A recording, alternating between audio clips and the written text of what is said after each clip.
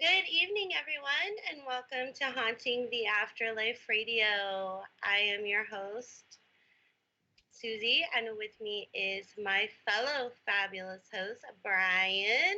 How are you, Brian? I'm doing good. How are you doing? I'm awesome. I'm so excited for tonight's show. Oh my gosh, talk about diverse, right? Yeah.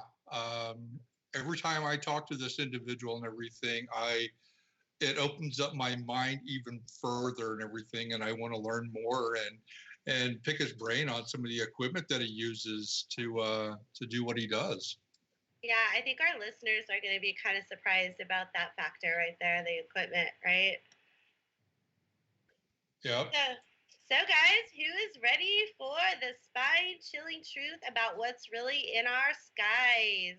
Because tonight we present the amazingly renowned ufologist Richard Lennie, and he is going to tell you all about it. Be prepared to see shocking evidence. Be prepared to hear a terrifying testimony. Secrets of the extraterrestrial will be exposed. And if you're just listening, because I know some of you are, come on in to chat because you're going to want to ask Mr. Richard Lennie some questions. He has been observing and tracking UFOs for decades, so he's got a lot of answers for you guys. So come on in to chat. But first, a few things about chat. Please just be respectful to everybody. And please try and remember to put your questions, whether they're to Richard or to your hosts, in caps, so that way we can see them better. And that's about it. We will be having a little 5-minute break at the top of the hour, so you can get coffee or whatever. But that's it, guys. Without further delay, I'm going to hand over the mic to the amazing Richard Lennie. How are you, Richard? Hi, guys. I'm very well, thank you. And you? We're awesome now that you're here. Yeah. Hi, Brian. Hi, Susan. How you doing, Richard? Yeah, I'm good. I'm ready to get the truth out there if I can. So, tell you what I know so far. Oh, we're so excited. This is going to be an amazing 2 hours. I'm really excited. So, can we start off with getting to know a little bit about you, like how you got started being a ufologist, like maybe as a kid? Did you have an experience, or how did you get into all this? Yeah, well, it all started really when I was at school, and I did an oral exam, and it was actually how to fake a UFO photo, believe it or not.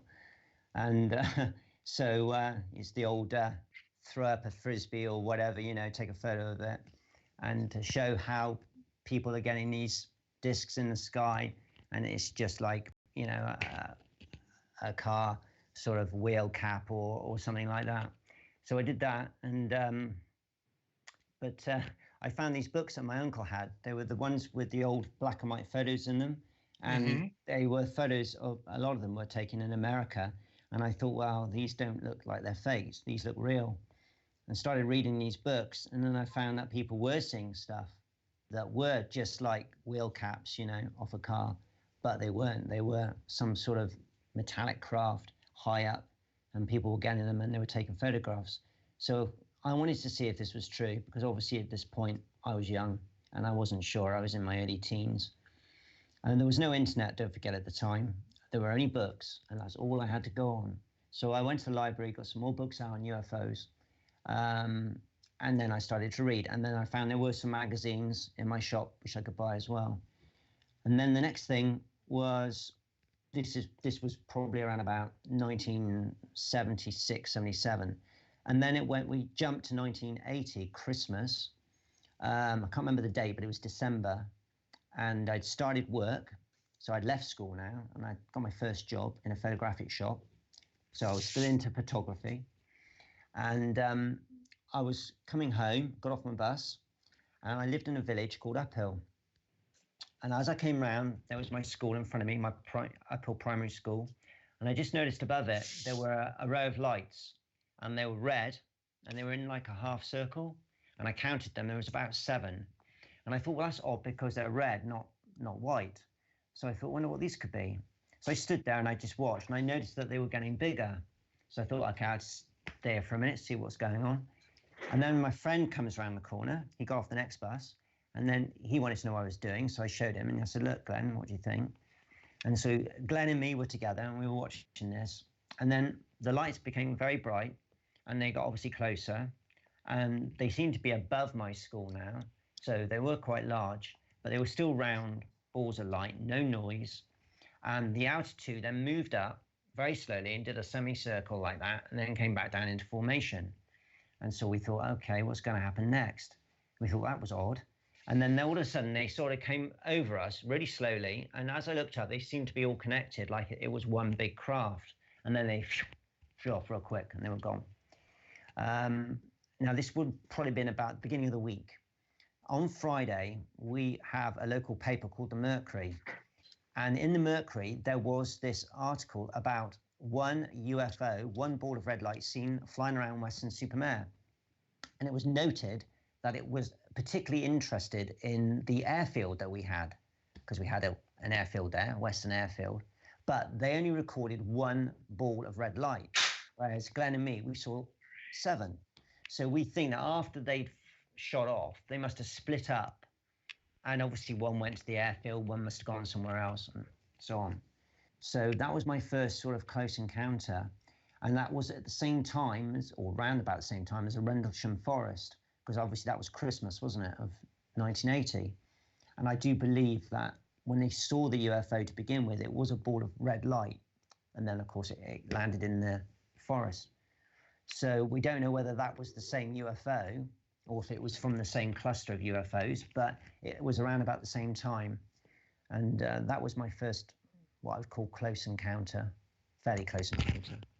So then after that, I decided to get a pair of binoculars and start observing the sky, which I did. Obviously, again, no night visions, no internet. And we got a hill.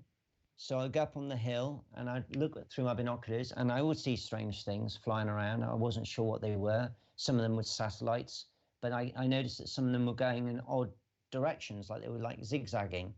So I couldn't work out what they were, but they seemed to be out in space.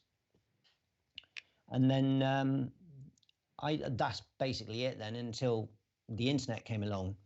And then I started Googling all this stuff, and then I started seeing photos of the craft that I'd seen. And I noticed there was this gentleman called Mr. Ed Grimsley, and he was using night vision equipment. And he left his phone number, a contact number, on this email address that he had up on his webpage. So I rang him up, and I was on the phone to him for a good couple of hours, got on really well. And he told me what he was seeing. And he said that he discovered that if you use night vision, you can see further out, and you can also see craft that you can't see with your naked eye, because a lot of these craft are what they call cloaked. So you're seeing strange types of shapes that are flying really quickly around in the ionosphere, either out in space or further down. And if you look above your night vision equipment, you can't see them with the naked eye, but if you look through them, you can.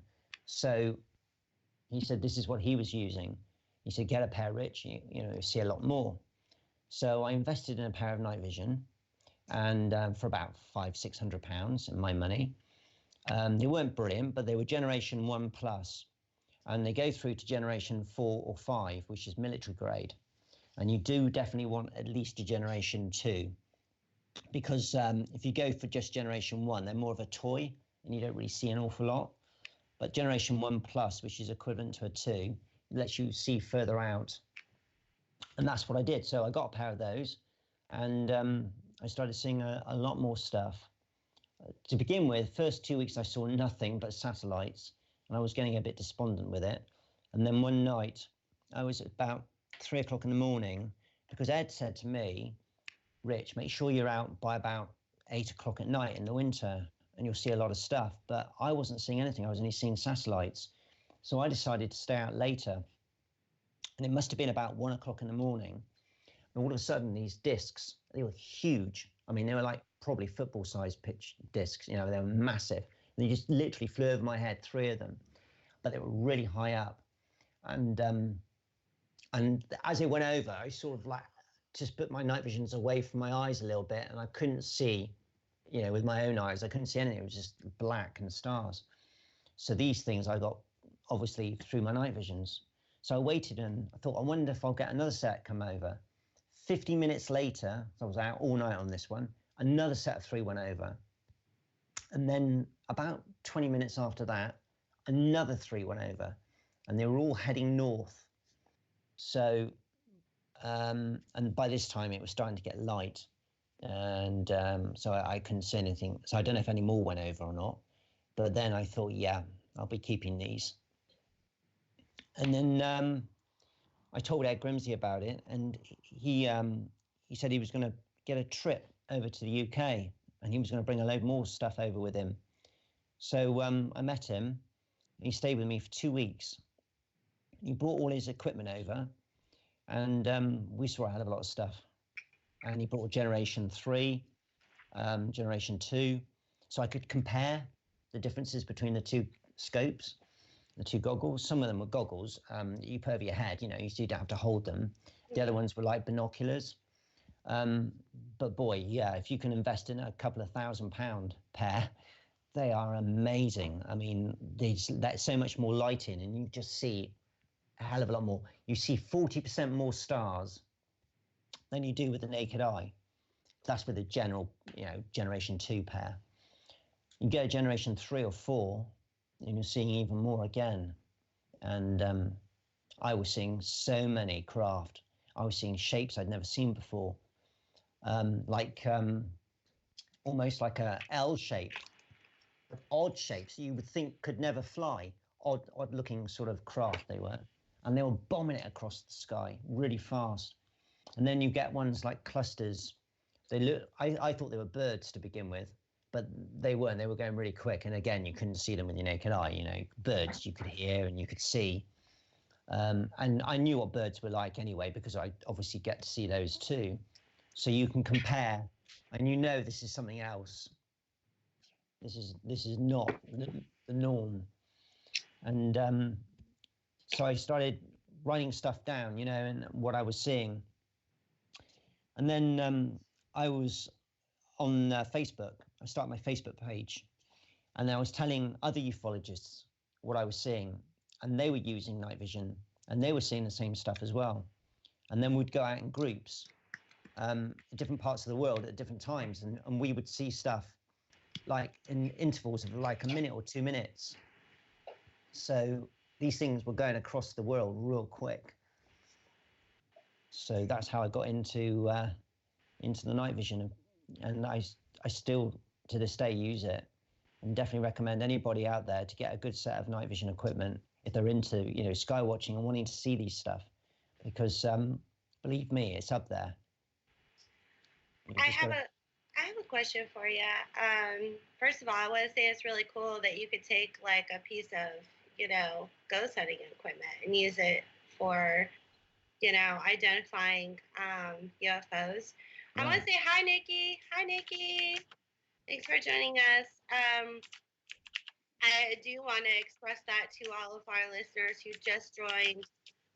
If you are into ghost hunting and you do want to try and capture something up in the sky, Richard uses night vision, which I think is really, really cool. So, but so I have a question for those who do not have an experienced eye for what's up in our skies.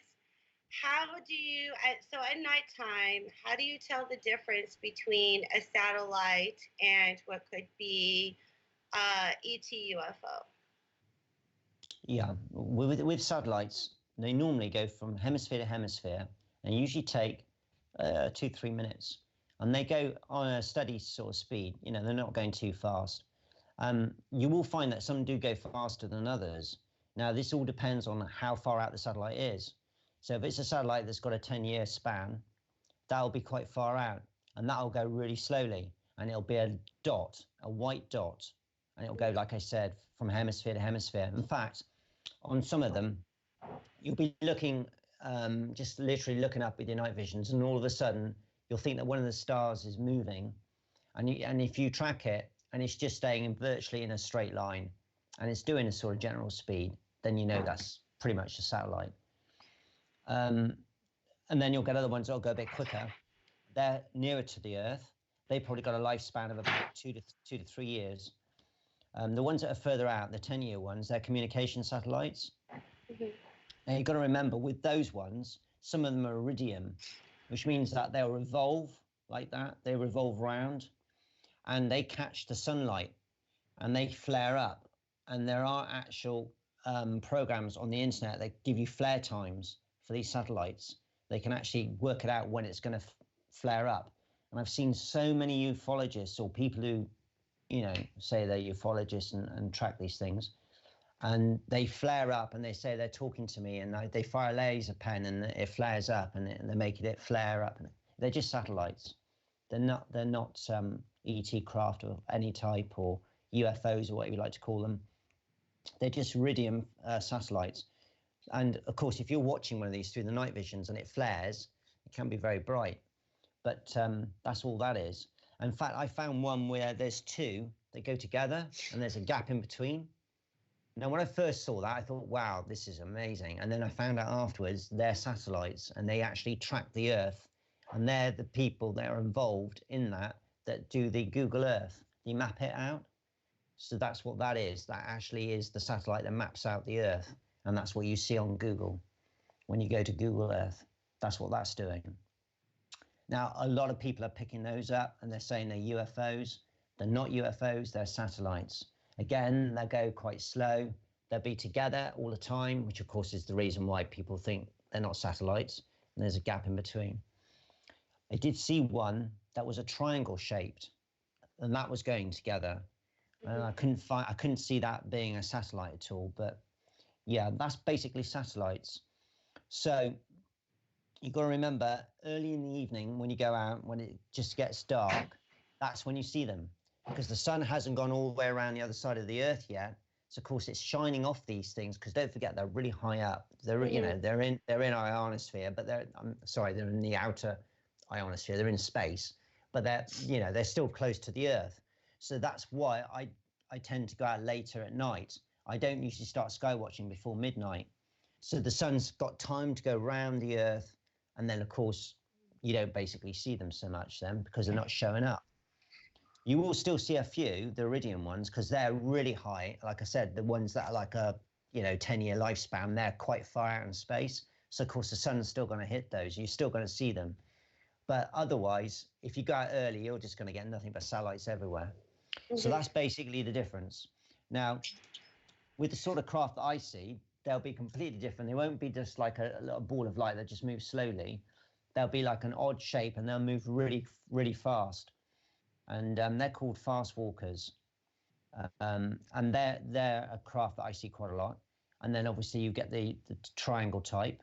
They move quite slowly, but they'll have like lights on them, like red lights. And then of course you see the massive big discs, which are huge. I've seen those as well. And then these ones that zigzag about. They look like, I don't know, it's hard to explain. They act like an insect, but they're really sort of like far out in space. And then I'll see lights. Really, this is an odd one. There's some guy in Canada called it as well. I'm looking through my night visions, and all of a sudden I see a flash, and I think, what's that?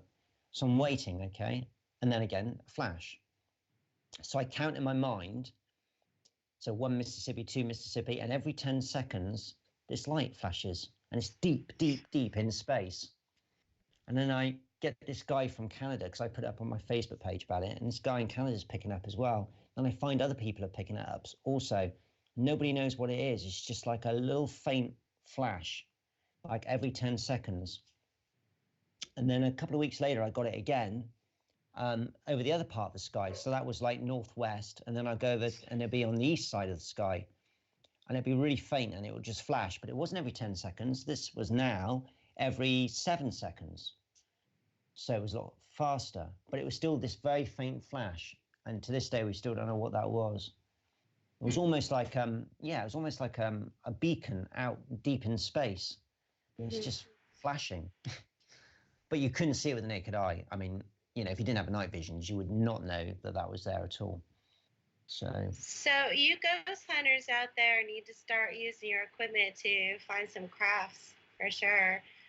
Nikki says, I was born in, I don't know if I'm pronouncing this right, Wilbury, Somerset, UK. Yeah. I'm raised in the military and served myself. She says, you're a legend, Richard. Oh. Yeah, I know Wilbury very well. Thank you. And Kelly just came in to chat. Yay, Kelly. Glad you figured it out. Welcome. Oh, and Ursula's here. Welcome, Ursula. Welcome, everybody. So I have another question. I don't want to hog all the questions, though, Brian. When I was about 12 years old, I was just laying on the grass with a bunch of friends watching the sky. It was late at night. And I saw something, and I don't know if it was a satellite or not, but like listening to what you said about satellites, so it was going kind of slowly, but it was changing course like a lot. So do you think that would have been a satellite? No, because this is the thing. Yeah, satellites don't basically change course. They can change course. They do have little retros on some of them, and NASA, whoever's controlling it, military, it's usually military actually, they can alter it so it will go onto a different course, but they're very rare, and it costs a lot of money to move a satellite, hundreds of thousands of dollars. So they don't move satellites unless they absolutely have to. So if it was moving around, Susie, no, I'd put money on that was not a satellite. I never forgot that experience, and I've always wondered because I thought it was weird how it changed course, Yeah, was it doing it more than once, or? Course? It changed course a lot. No, in that case, then it definitely wasn't a satellite, because when they do change course, they normally just go on to a different trajectory and then stay there. I had a great one where this thing was deep in, when I say deep in space, I mean it was deep, because you could hardly see it. It was so faint, and that's how you know how deep it is. And it was moving very slowly, so it was acting like a satellite. But I thought, no, this is too deep. I don't think it is a satellite. But I thought, this is the problem, you see. You still don't know. Sometimes they act like satellites. This is another thing, guys, you've got to remember. UFOs pretend to be planes. They pretend to be satellites. They pretend to be a lot of things. And you have to remember. So even though your mind's telling you this is a satellite, what I do is I track everything I see just for a few minutes. And if it's not doing anything crazy, I leave it alone and I go into another part of the sky and I start looking again and I forget that one. Okay, maybe I might miss some stuff, but usually if it doesn't do anything after the first 5 minutes, then it's not going to do anything. So anyway, I saw this, which I assumed was a satellite. It's moving across in a sort of horizontal line, and all of a sudden it jumps and goes back, just like you see on a heart monitor. And you're watching a heart and it beat and it jumps. And I'm thinking, okay, that's odd. It was almost like a glitch on a computer screen. But of course, we're looking at in real time. And nothing else glitched, only what I was watching, this unidentified object. So in other words, all the stars didn't glitch. They all stayed the same. So I knew it wasn't the night vision equipment. I knew it was what I was watching, what I was observing that did the glitch. So and it only did it the once. And this is the odd thing about it. But what I mean, it did it real quick. I mean, like a grasshopper jump, and then it just carried on the same trajectory. So I don't know what that was. It definitely wasn't a satellite. So that was odd. Yeah. Yeah, very odd. And I've got a guy who has recorded it as well, because he's seen it and he only caught it by accident. And when you watch it, you'll see it. It's the same thing. It just jumps. It's like a glitch. It's really weird. So it's almost as if we're in like a computer world, We're looking like some people say we are, Well, there you go. That would be their proof, I suppose. But that was odd. And I've heard the moon. People have been observing the moon, and a similar sort of thing. But the moon doesn't jump. It's just there's like a wave that goes over it, and like it's readjusting itself. So some people say it's a hologram. And then it's sort of, yeah. But, and I have seen this video and, I don't know. I know the guy that took the video, so I know he's pretty kosher. I don't think it was fake. But yeah, there's something going on there. It was like almost like a heat wave going over the moon. And it does like a ripple. And it was doing this a few times. So that reminded me of my glitch with the UFO. But the strangest one, though, that I've had so far with night visions, and again, you couldn't see it with the naked eye, was a sphere that I thought was a satellite, because satellites, guys, look like stars, okay? When you see a star through night visions, it's like a little dot. Yeah, and that's basically what a satellite looks like, because you're not going to see any detail, and it's just a dot that moves. Well, this one, it was 3 o'clock in the morning, winter. I was freezing, absolutely freezing. I was about to go in. In fact, I was just about to go in. But I saw this one dot, and it was moving up. It was going vertical. Never seen that before. So I'm there looking through my night vision, thinking, okay, what's this guy going to do? Because this is not a satellite. And then it stopped. And then I basically had to stay where I was, because I would have lost it otherwise, because obviously, there were stars everywhere. And it was just like a star. And it wasn't moving. So I had to stay still, otherwise I'd have lost it. And then all of a sudden, out of this one little dot came half a dot. So it was like 1.5. Mm-hmm. And then it went back in. So it sort of poked out, went back in. And I'm like just looking through my night visions. And then it did it again.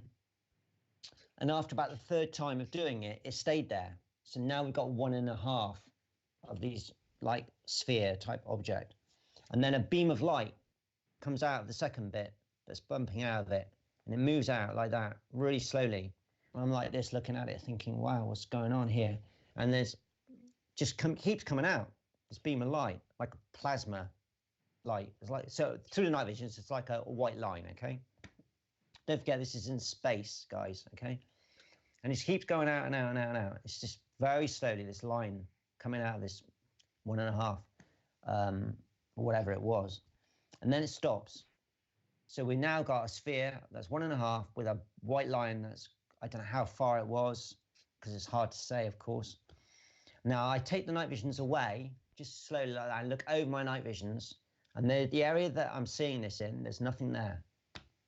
Couldn't see anything with my naked eye. So I go back to the night visions, and then the line starts to go back in again to the spheres. So it's popped itself out, and now it's moving back in again really slowly. This whole thing takes about sort of 10 minutes, I suppose, until. And then the 1.5 spheres becomes 1 again. So now we've just got 1 sphere, and then it just goes, and it's gone. Wow. Real fast. And I'm talking so fast, I couldn't even, it was gone. And then 10 they seconds, go real fast, Yeah, 10 seconds later, it was a flash. So I think what I was watching there was a craft preparing to go into light speed, because I think that beam that was coming out was moving the molecules aside, and then it basically jumped. So I don't know. I mean, obviously, I'm only hearsaying, but that, I reckon, is what I observed that night. I reckon I observed a craft entering into light speed. And then 10 seconds later, I saw a flash, like flash lightning, but it was clear sky. It reminded me of the USS Enterprise when it goes into, light speed. Yeah, right? It was just like that. Yeah. Yeah, well, like I was telling you when we were Skyping the other day, how, when I was out delivering pizza, I saw this thing hovering right above me. It made no sound, and it didn't look like an airplane or anything. And poof, it was gone. Like it was just gone, like in a second. Yeah, this is the thing. They move so quick, and a lot of times, like I said, they'll pretend to. They're really crafty as well. I've had it where they'll move, and then they'll stop, and that's it. For 20 minutes, they do not move. They stay there. And I'm there like that. And I know this thing has stopped. I know it was moving. And I'm just staying there. And I'm thinking, it's going to move in a minute. It's going to move in a minute. 20 minutes later, right? Another one comes along in a different angle, which I presume was a satellite. and then it moves after it. So it reminds me, but it was really slow. It was like dogfighting, but it was like in slow motion. But this thing was waiting. This thing was waiting for it. That's what I perceived. This thing was moving up. It stopped, and then, like I said, 15, 18 minutes later, this other thing comes along, and then the two, like, it goes after it, and it sort of like shoots away. And then it's weird. They're slow to begin with, and then they speed up, and it chases it off. And Ed Grimsey, or I always remember Ed Grimsey telling me that he's seen battles in the sky where he's seen one blow up, another one and stuff. I've never seen that. He said he had a video. Yeah, he had a video of this. He recorded it. One shooting a beam out, hitting another one, and it blew up. And he was going to show it at one of his talks. And he was approached by guys in suits, and they said that you show that video because we know what you're going to show. There's a big desert out there; they'll never find you. So he oh my was gosh! Yeah, he was threatened. We need to talk about that too in a little bit, like the conspiracy theories behind all this. But does anybody in chat have any questions for our amazing guest? Just post them there in chat. I'm sure Richard would be happy to answer those questions for you. Brian, what are your questions? I've got so many. So, Brian. We talked about the UFO, the satellites, the close ones, and the ones up in the Clark Belt. How do you decipher between the one that is actually following a trajectory compared to the ones that are in geosynchronous orbit? Yeah, there is actually a website you can go on that actually tracks all satellites. Okay. So if you really want to do it properly, you can have a laptop next to you while you're sky watching, and you can actually, when you see what you think is a satellite, you can check it and see if it is a satellite. And I know a lot of people do that. Yeah, and you have ISS up there, the International Space Station. And from what I heard is the ISS looks completely different from a satellite. It looks more like a kind of a footballish shape. Yeah, it does. And a lot brighter. Yeah, it's a lot brighter. It's basically a bigger sphere. But if you've got a really good set of night visions, you can actually make out the antennas. It's it's definitely the ISS, because again you can track it. Right. You got like what time it's going to go over and stuff. But I've seen it with the naked eye. Obviously, you don't need night visions to see the ISS. You can see it beautifully with your naked eye. But yeah, definitely. There has been. It was going back, I think it was last year, people were saying, oh yeah, we saw the ISS, but there was something following it. And that was another satellite that was keeping up with the ISS at the time. I can't remember the name of it now. Was it Dragon something? And anyway, it wasn't identified. It was identified, it wasn't a UFO. But the ISS does have a lot of close encounters with UFOs, because what I do is I go on the internet, I go onto the ISS Live, and I used to do this back in 2010, and I used to just watch it for hours, and you see when it gets dark. But I knew the time to see it is when they go over the part of the Earth where there's a thunderstorm, because you're going to find thunderstorms. There's always a thunderstorm happening somewhere on the Earth all the time. And you're gonna see it. And the best time to see UFOs through their cameras is when it's getting dark. So they have to go to infrared. Well, they used to anyway. And if it's a thunderstorm, say they're going over Africa, there's a raging thunderstorm, it's getting dark, they've gone to infrared on their cameras, bang, you're going to see loads. I mean, shed loads. And they're there whizzing around, coming out of the Earth into space, coming from the space into Earth, harnessing the electrical field, which is what they do to power up their cells. Well, that's what we assume they do. I mean, this is all hearsay, obviously, but we can only go by what we see and what we can, determine from their actions. but that's what it seems to be. They harness around electrical storms, because I've seen it here on the Earth with my own eyes, and they'll fly into an electrical storm, they'll hover in there, obviously do what they do, and then they bug on out. And the thunderstorm doesn't do anything to them, but they're there to harness the electrical charge. That's what we perceive. So do you think that's all they want? Well, that's the $1 million question, isn't it? Why are they here? Why are they doing what they're doing? Obviously, they're flying around, so we know they're, and by the looks of things, they're going into different dimensions. They're coming in and out of different dimensions. I have noticed also over the years doing my research that a UFO, or some of them anyway, change. When they're in the Earth and they're flying around at, say, 20,000 feet or whatever, there'll be a sphere. As soon as they go out into space, so they're going out past the ionosphere into space, they change and they're like a donut and they'll have a hole in the middle. And usually that's just before they then go into their light speed, when they power up. And then they're gone. And I mean, that's it, they are gone. And I've seen that on the ISS cameras. So they're a sphere. They're doing their job, in this thunderstorm. They come out the thunderstorm. They're coming out into space. You see that. It's plain as day. Then the sphere becomes a sphere with a hole in it, which you didn't have when it was on the Earth. And then it shoots and fires off, and it's gone. And John Wilson, who's a good friend of mine, he's a ufologist as well. We've done a lot of work together over the years.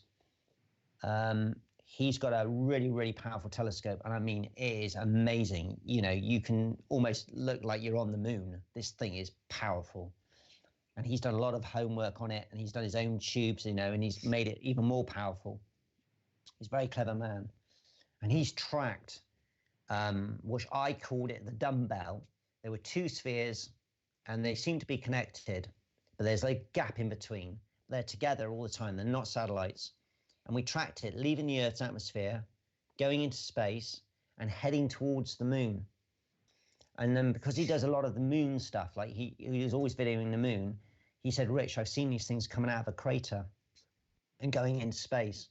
And he's actually videoed these, they look like little dots coming out of, I think it was Aristarchus. It was one of the craters on the moon. And they're literally just coming out like balloons. And about shed loads of them, like 15, 16 of them, and then just literally coming out of the moon and then flying towards the Earth. And he's tracked them. And he said they actually do seem to come to the Earth. So we think a lot of these spheres that we see through night visions, they tend to leave the Earth at night, go to the moon, and then when it's daytime, they come back, and then they're back on the Earth. So the moon, our moon, is their base. If that makes sense. So they go home to their home, which is the moon, and then they come back again during the daytime, which is our daytime, and then they're back down again. Holy cow. Yeah, and we've done all this. We've tracked them all. We've done from A to B, from B to A. We know this is going on. This is not fiction. This is fact, 100%. And in between all that, you'll catch these spheres on the cameras of the ISS. Of course, now I haven't been doing it recently, but I know they censor a lot of it. I'm going back when they never used to censor it at all. I watched it a few days ago and everything, and the more of the horizontal space type pictures are temporarily offline. Yeah. And the only one that you get was the one that's actually pointing down the ISS, showing part of the Earth. And that was the only thing, because I used to watch it all the time. Yeah. And watch the Aurora Borealis. I always thought that was really cool, watching that from space advantage. It's amazing. It's amazing. And yeah, when I went on it, exactly the same thing. I just saw the Earth, Sometimes you do see odd things, but yeah, they seem to point down now rather than up, don't they? Yeah. Which is a shame. Because maybe now with them starting to release documents and to sort of not say a definite yes, but possibly a yes to UFO encounters. Maybe they will start bringing that back up. Right now, my opinion is I don't think that we as a society in whole are ready to grasp the idea that there is other things out there besides us. I know.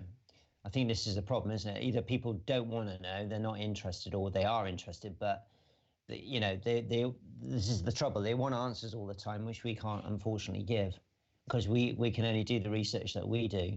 And I'm researching all the time, getting snippets of information. I'm just getting this, what I call a puzzle, and I'm making the picture bigger and bigger and bigger with every piece that I get.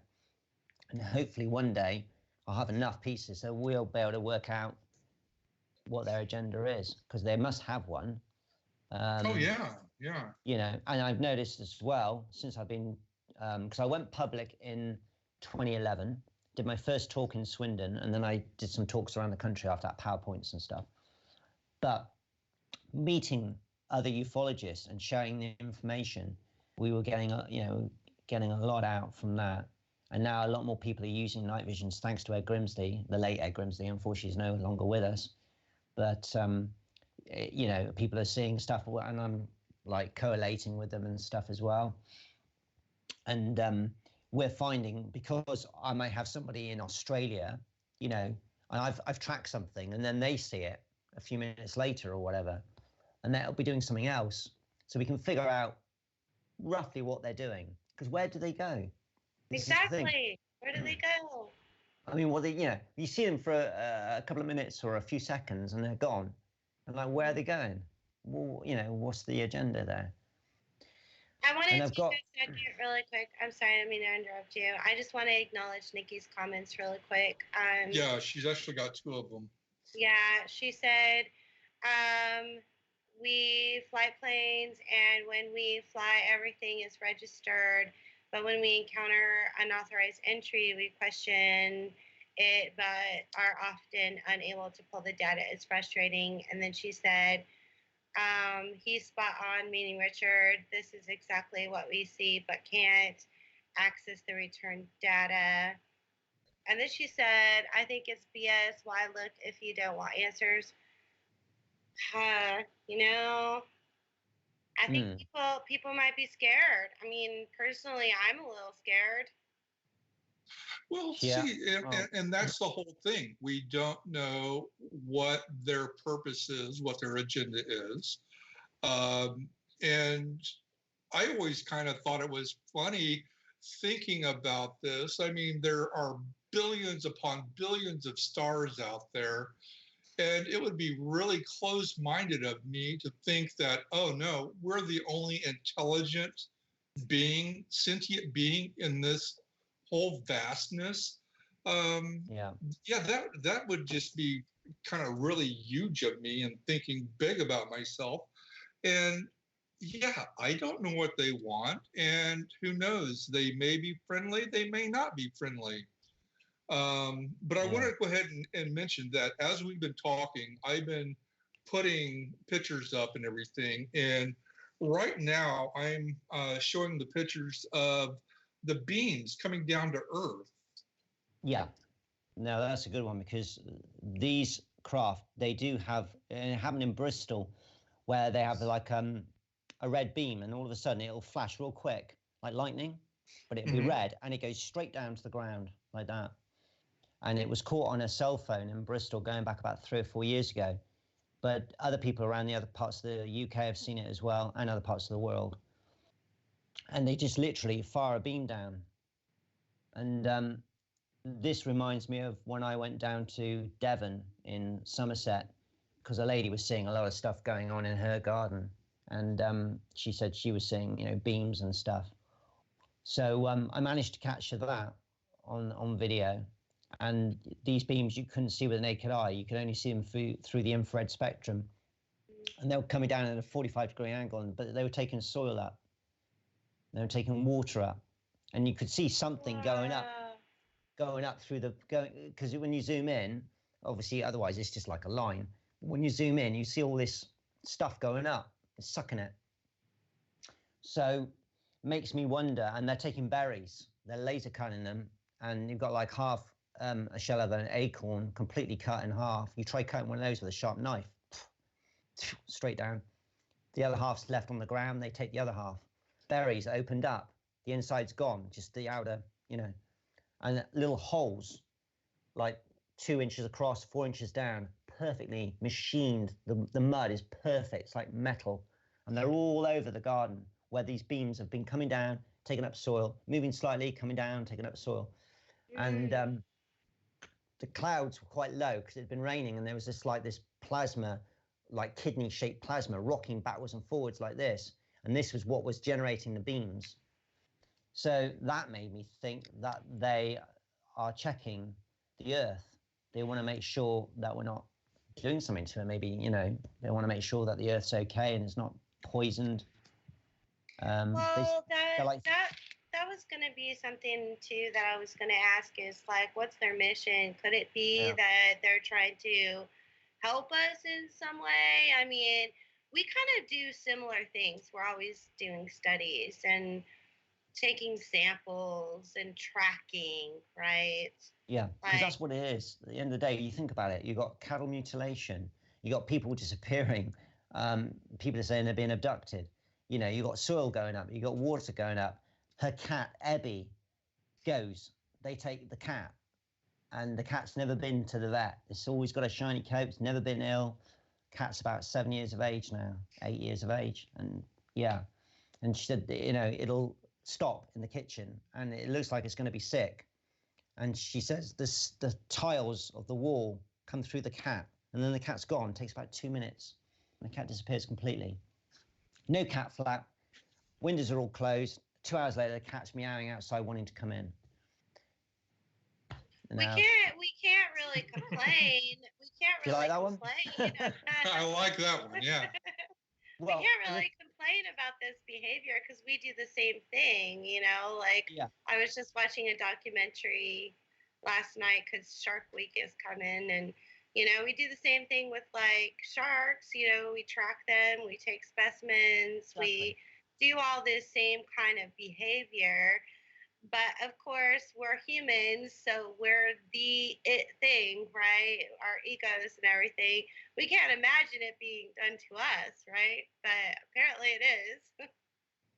The thing was that they gave her the ability to see into the infrared spectrum, because it's pretty much humanly impossible for a guy or a woman, anybody, a human, to see in the infrared spectrum. They've done like research and stuff on it. And our eyes really can't. You can get equipment, obviously, but our eyes can't physically get into that, part of the spectrum. Anyway, Nina, the lady's name that had this house with all the beams going down, she told me where to point the camera, because everyone says, well, how did you know where to point the camera to get the beams? I said, well, because the lady told me. She said, there they are, Richard. They're coming down now, taking up soil. I said, well, I see nothing. Get your camera. So I get my camera. I went to night vision. I still saw nothing. Still saw nothing. Beautiful trees, lovely. Everything was lit up, lovely like daylight, but no beams. Hit the infrared button and bang, there they were. So then I get the camcorder, which has got a night shot button on it. That goes to infrared, bang, there they are. And then I record them. And you can hear Nina saying, Richard, they're now moving around the back of the property. And I said, yeah, I know, I can see Nina. And they're literally like something out of War of the Worlds, they're going around the back of the property. So they're obviously going to take something around the back. So, she's, they obviously want her to see what they're doing. Because you think about it, they could have done all that without her knowing. She'd wake up in the morning, go into a garden, she'd see holes in her garden, think probably nothing more of it. Oh, it must have been some little animal that did it. Did it very neatly, but, So, why did they give Nina the ability to see what they were doing? That's a $1 million question. And I think it's because they wanted her to know what they were doing. Because maybe they know something about her and trust her and everything. Yeah. Maybe it was a test to see if we are trustworthy enough. Well, this went through my mind as well. And yeah, because I'm thinking, well, I go out my back door now, and there could be beams coming down, taking up anything in my garden. But, I'd be having to pan around in infrared all the time before I picked up something, So the beauty of that was I had a person, a human, a living person that could see with her own eyes. She didn't need any equipment. She had beautiful big eyes as well. Very big. I mean, she was in her 60s. She was very, very young looking for her age. And I always wondered maybe, was she a hybrid? Oh, yeah. I mean. Oh, yeah. That's another question, right? Well, yeah. You don't know, do you? We always have these what if things going on. And one of the funniest things I ever thought of is, what if we are just an experiment? We're like a petri dish to them. Yeah. And we're just their experiment. Sure. Yeah, could be, couldn't it? Because, they are like farmers. In fact, bringing farmers into this equation, back in the late 50s, early 60s, and this is relevant to Nina, by the way, in a minute, they used to come down to farmers' fields, and they used to open the doors, and they used to get farmers to come for a little ride in their flying saucer, and then they would drop them back down again after 5 minutes. It's like you taking a car out for a test drive, and then they drop them back off, and then they fly off. Some farmers would go, obviously some wouldn't. Some would go and get their pitchforks or shotguns, and they just fly off. Now, this has been recorded. I've done research on this. This has happened all over the world: France, Germany, America, Australia, and it was late 50s, early 60s this was happening. Now, my personal, I see that and I say straight away, well, obviously, they're going to tell us, aren't they, that they're here. And, this is disclosure. And they're just preparing us for it. Now, Nina phoned me up here. This is after I've been down, so I know everything's kosher. I know she's seeing the stuff. And she said, Richard, one of these crafters landed in one of my fields because she had 100 acres of land. This is another reason I think why they were there, because they had so much property to play with. And of course, no one to be interfered with, And she said, the door's open. I can see them inside. She said, I think they want me to go in the craft. I said, yeah, go for it. They probably just wanted to take you for a ride, because then I had this thing coming up, and I remembered what I read and what I researched on. And I said, yeah, they probably want you to take you for a ride. They give you the ability to see into the infrared spectrum. You know they're there. They know that you know they're there. You've seen craft fly over your house all the time. You've seen craft land in your fields. You've seen stuff like this. I said, go for it. But she wouldn't do it. I respected that, obviously. But yeah, anyway, this dropping into farmers' fields, then it stopped.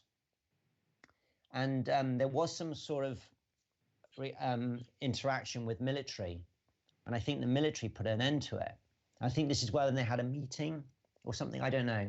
But yeah, this was definitely going on. Late 50s, early 60s. And I think they were preparing us, for them to say, hi, we're here, sort of thing, But Yeah, it never happened. I've heard stuff about the galactic consortium. Yeah. And I wish I could remember the name of that documentary that I saw. I think it was last week or week before last. It was about a gentleman who said that within the next couple of years, they are going to make contact with us.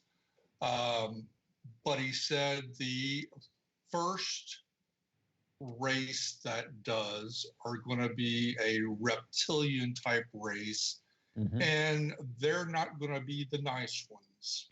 Yeah, right.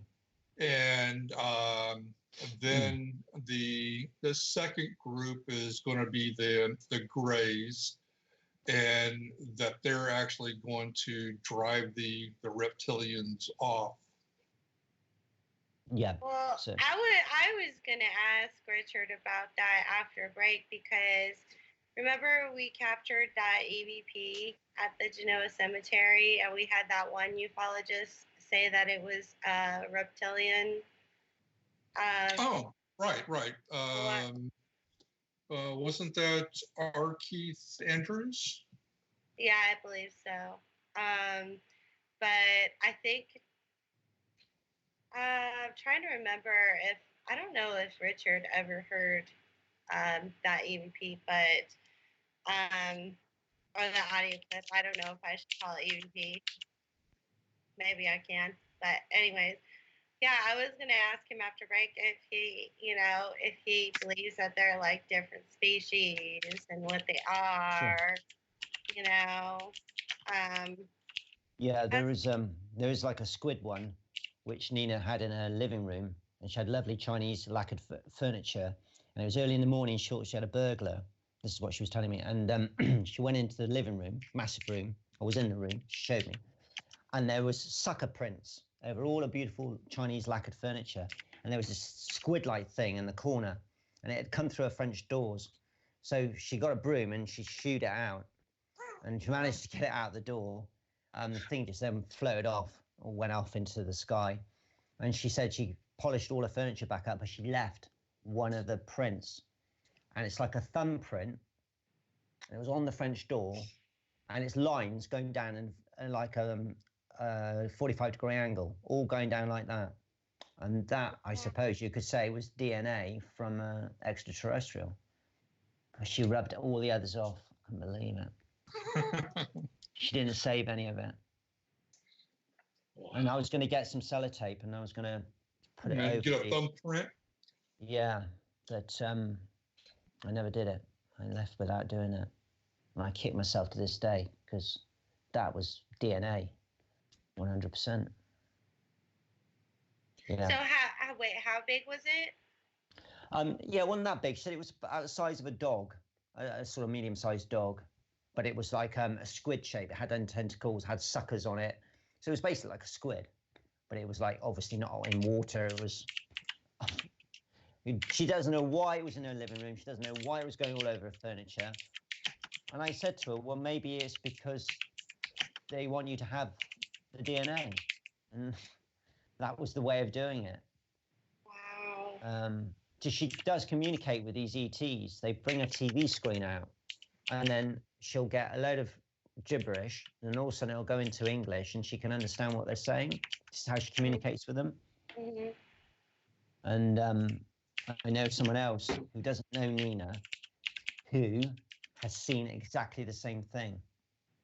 Flying saucer or craft lands. They come out. He's in a trailer. He gets out. He's only got his pants on. It's like 4 a.m. It's winter time, but it's warm. And a TV screen comes out, a lot of gibberish goes across from left to right, actually. And then it changes into English. And I thought, wow, Nina told me that. And they don't know each other at all. And I thought, yeah, well, maybe that is how they communicate then. Wow. But that's what she told me. Yeah, that's what she told me. And then this guy told me the same thing. So. Wow. Well, I quickly want to welcome Blues Player 22 and Lisa. Hi, Lisa. Hi, Blues. We're going to go to a break here shortly, but oh my gosh, when we come back, I've got a story that I want to share with you, Richard. I know I already kind of told you a little bit about it, but I want to go into more detail. And then I also want to ask you some really, intense questions, and hopefully you guys will think of some questions to ask Richard as well. What is Blue saying? So I'm a little confused. I'm hearing some music and Brian and someone else talking in the background, in the foreground. I don't know. I'll take a listen to that and see what I can find. I don't hear any music. No, I don't hear anything. Is anybody else hearing any weird stuff going on? Is it? Oh, there's something else I want to talk about too when we come back, but I got to check with Brian and Richard. There could be just so you know, there could be weird stuff going on right now. Yeah, there could be very well some really, really weird stuff going on.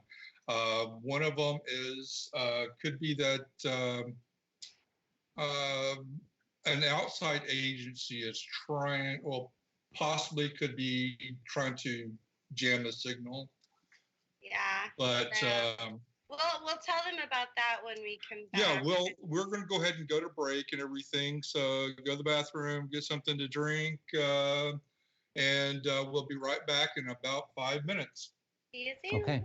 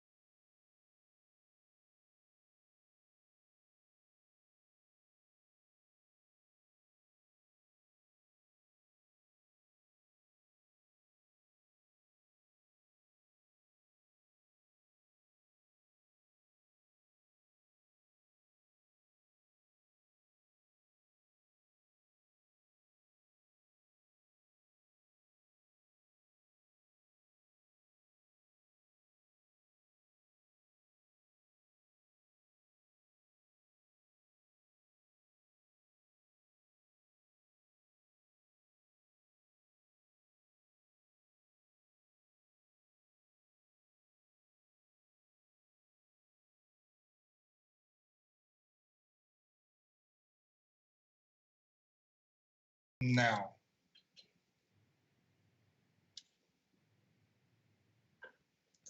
Welcome back, everybody.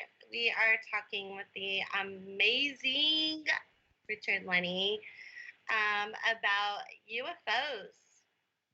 Yeah. Ufologists. We're just having a very diverse topic tonight. So we've got some great pictures for you guys and great testimony from Mr. Richard Lennie. And second half of the show is going to get a little more intense because I've got some questions, and I know Brian does too. And I also want to talk a little bit too about my experience, Richard, and see what you think about that. Yeah, I'd love to hear. Yeah. But I want to explain really quick to Blues Player about the trivia thing, because he posted, I'm not seeing any other chats. I do, Blues Player, I do a live session from Facebook a few hours before the show where I play some trivia. So that's what that's about. So I hope that clears things up. And yes, I can see your post here, Blues. So really quick, I wanted to tell you guys a little story. What happened last time we had Richard Lennie on our show, which was, almost 2 years ago. Or maybe you want to explain it, Brian. What happened when we had Richard on our show? Sure. We had Richard on our show back when we were with the other network. And it was a web-based radio show. So it was actually being broadcast over the radio. So we had different servers that were based out of the UK. And as we were talking with Richard during the second hour of the show, our IT guy was fighting off denial of service attacks on every one of the servers except for probably about 50 of them. And he did that for that whole entire hour. He was able to trace the IP address, and the IP address came back to a multinational government weapons facility. And so they were the ones that were doing this, try to deny of service. So apparently we said stuff that they really and truly didn't want out and publicized. How do you feel about that, Richard? Like, do you remember that experience? I do, yeah. Do you have that a lot when you do talks and go on shows and stuff? Yeah, not all the time, but it can happen. It also happens when I'm on the phone as well. When I used to talk to Ed Grimsley, we used to get cut off so many times, and you could hear stuff going on, weird noises and stuff on the phone.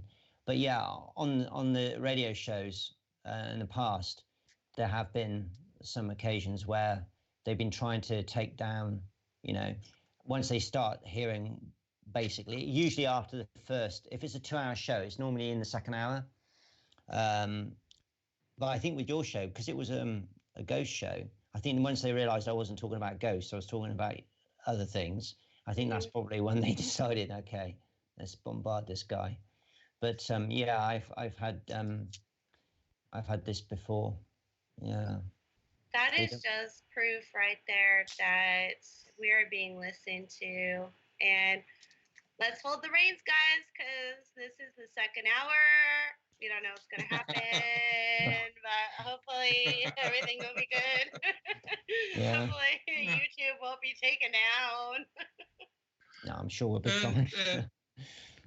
From just conversations with you and everything, I heard that you are sort of friends with the government agencies that wear black suits. They paid you visits. Yeah, I had with this hill and uphill, I used to go up and with my binoculars before I got my night visions, and I was up there with my brother, and we had an encounter up there with the men in hats, which of course became the men in black, and they were it was about 20 of them, and they all had cars, and wow, it was just such a surreal night. We were looking up, sky watching, and we heard this rumble. I mean, that's all I can describe it as, almost like we thought maybe it was like an earthquake or something. And there was all these cars, and they all came up behind us and stopped. And all these guys in suits got out, and they just stood by their cars and didn't say anything, didn't do anything. The guy in front in the car, it was because all these cars were plainclothes cars, and there was no markings on them. The one in front was a police car, or it seemed to be a police car, and there was one policeman in it, but it didn't look right. The markings, I mean, I know what a police car looks like in England, and it didn't look right.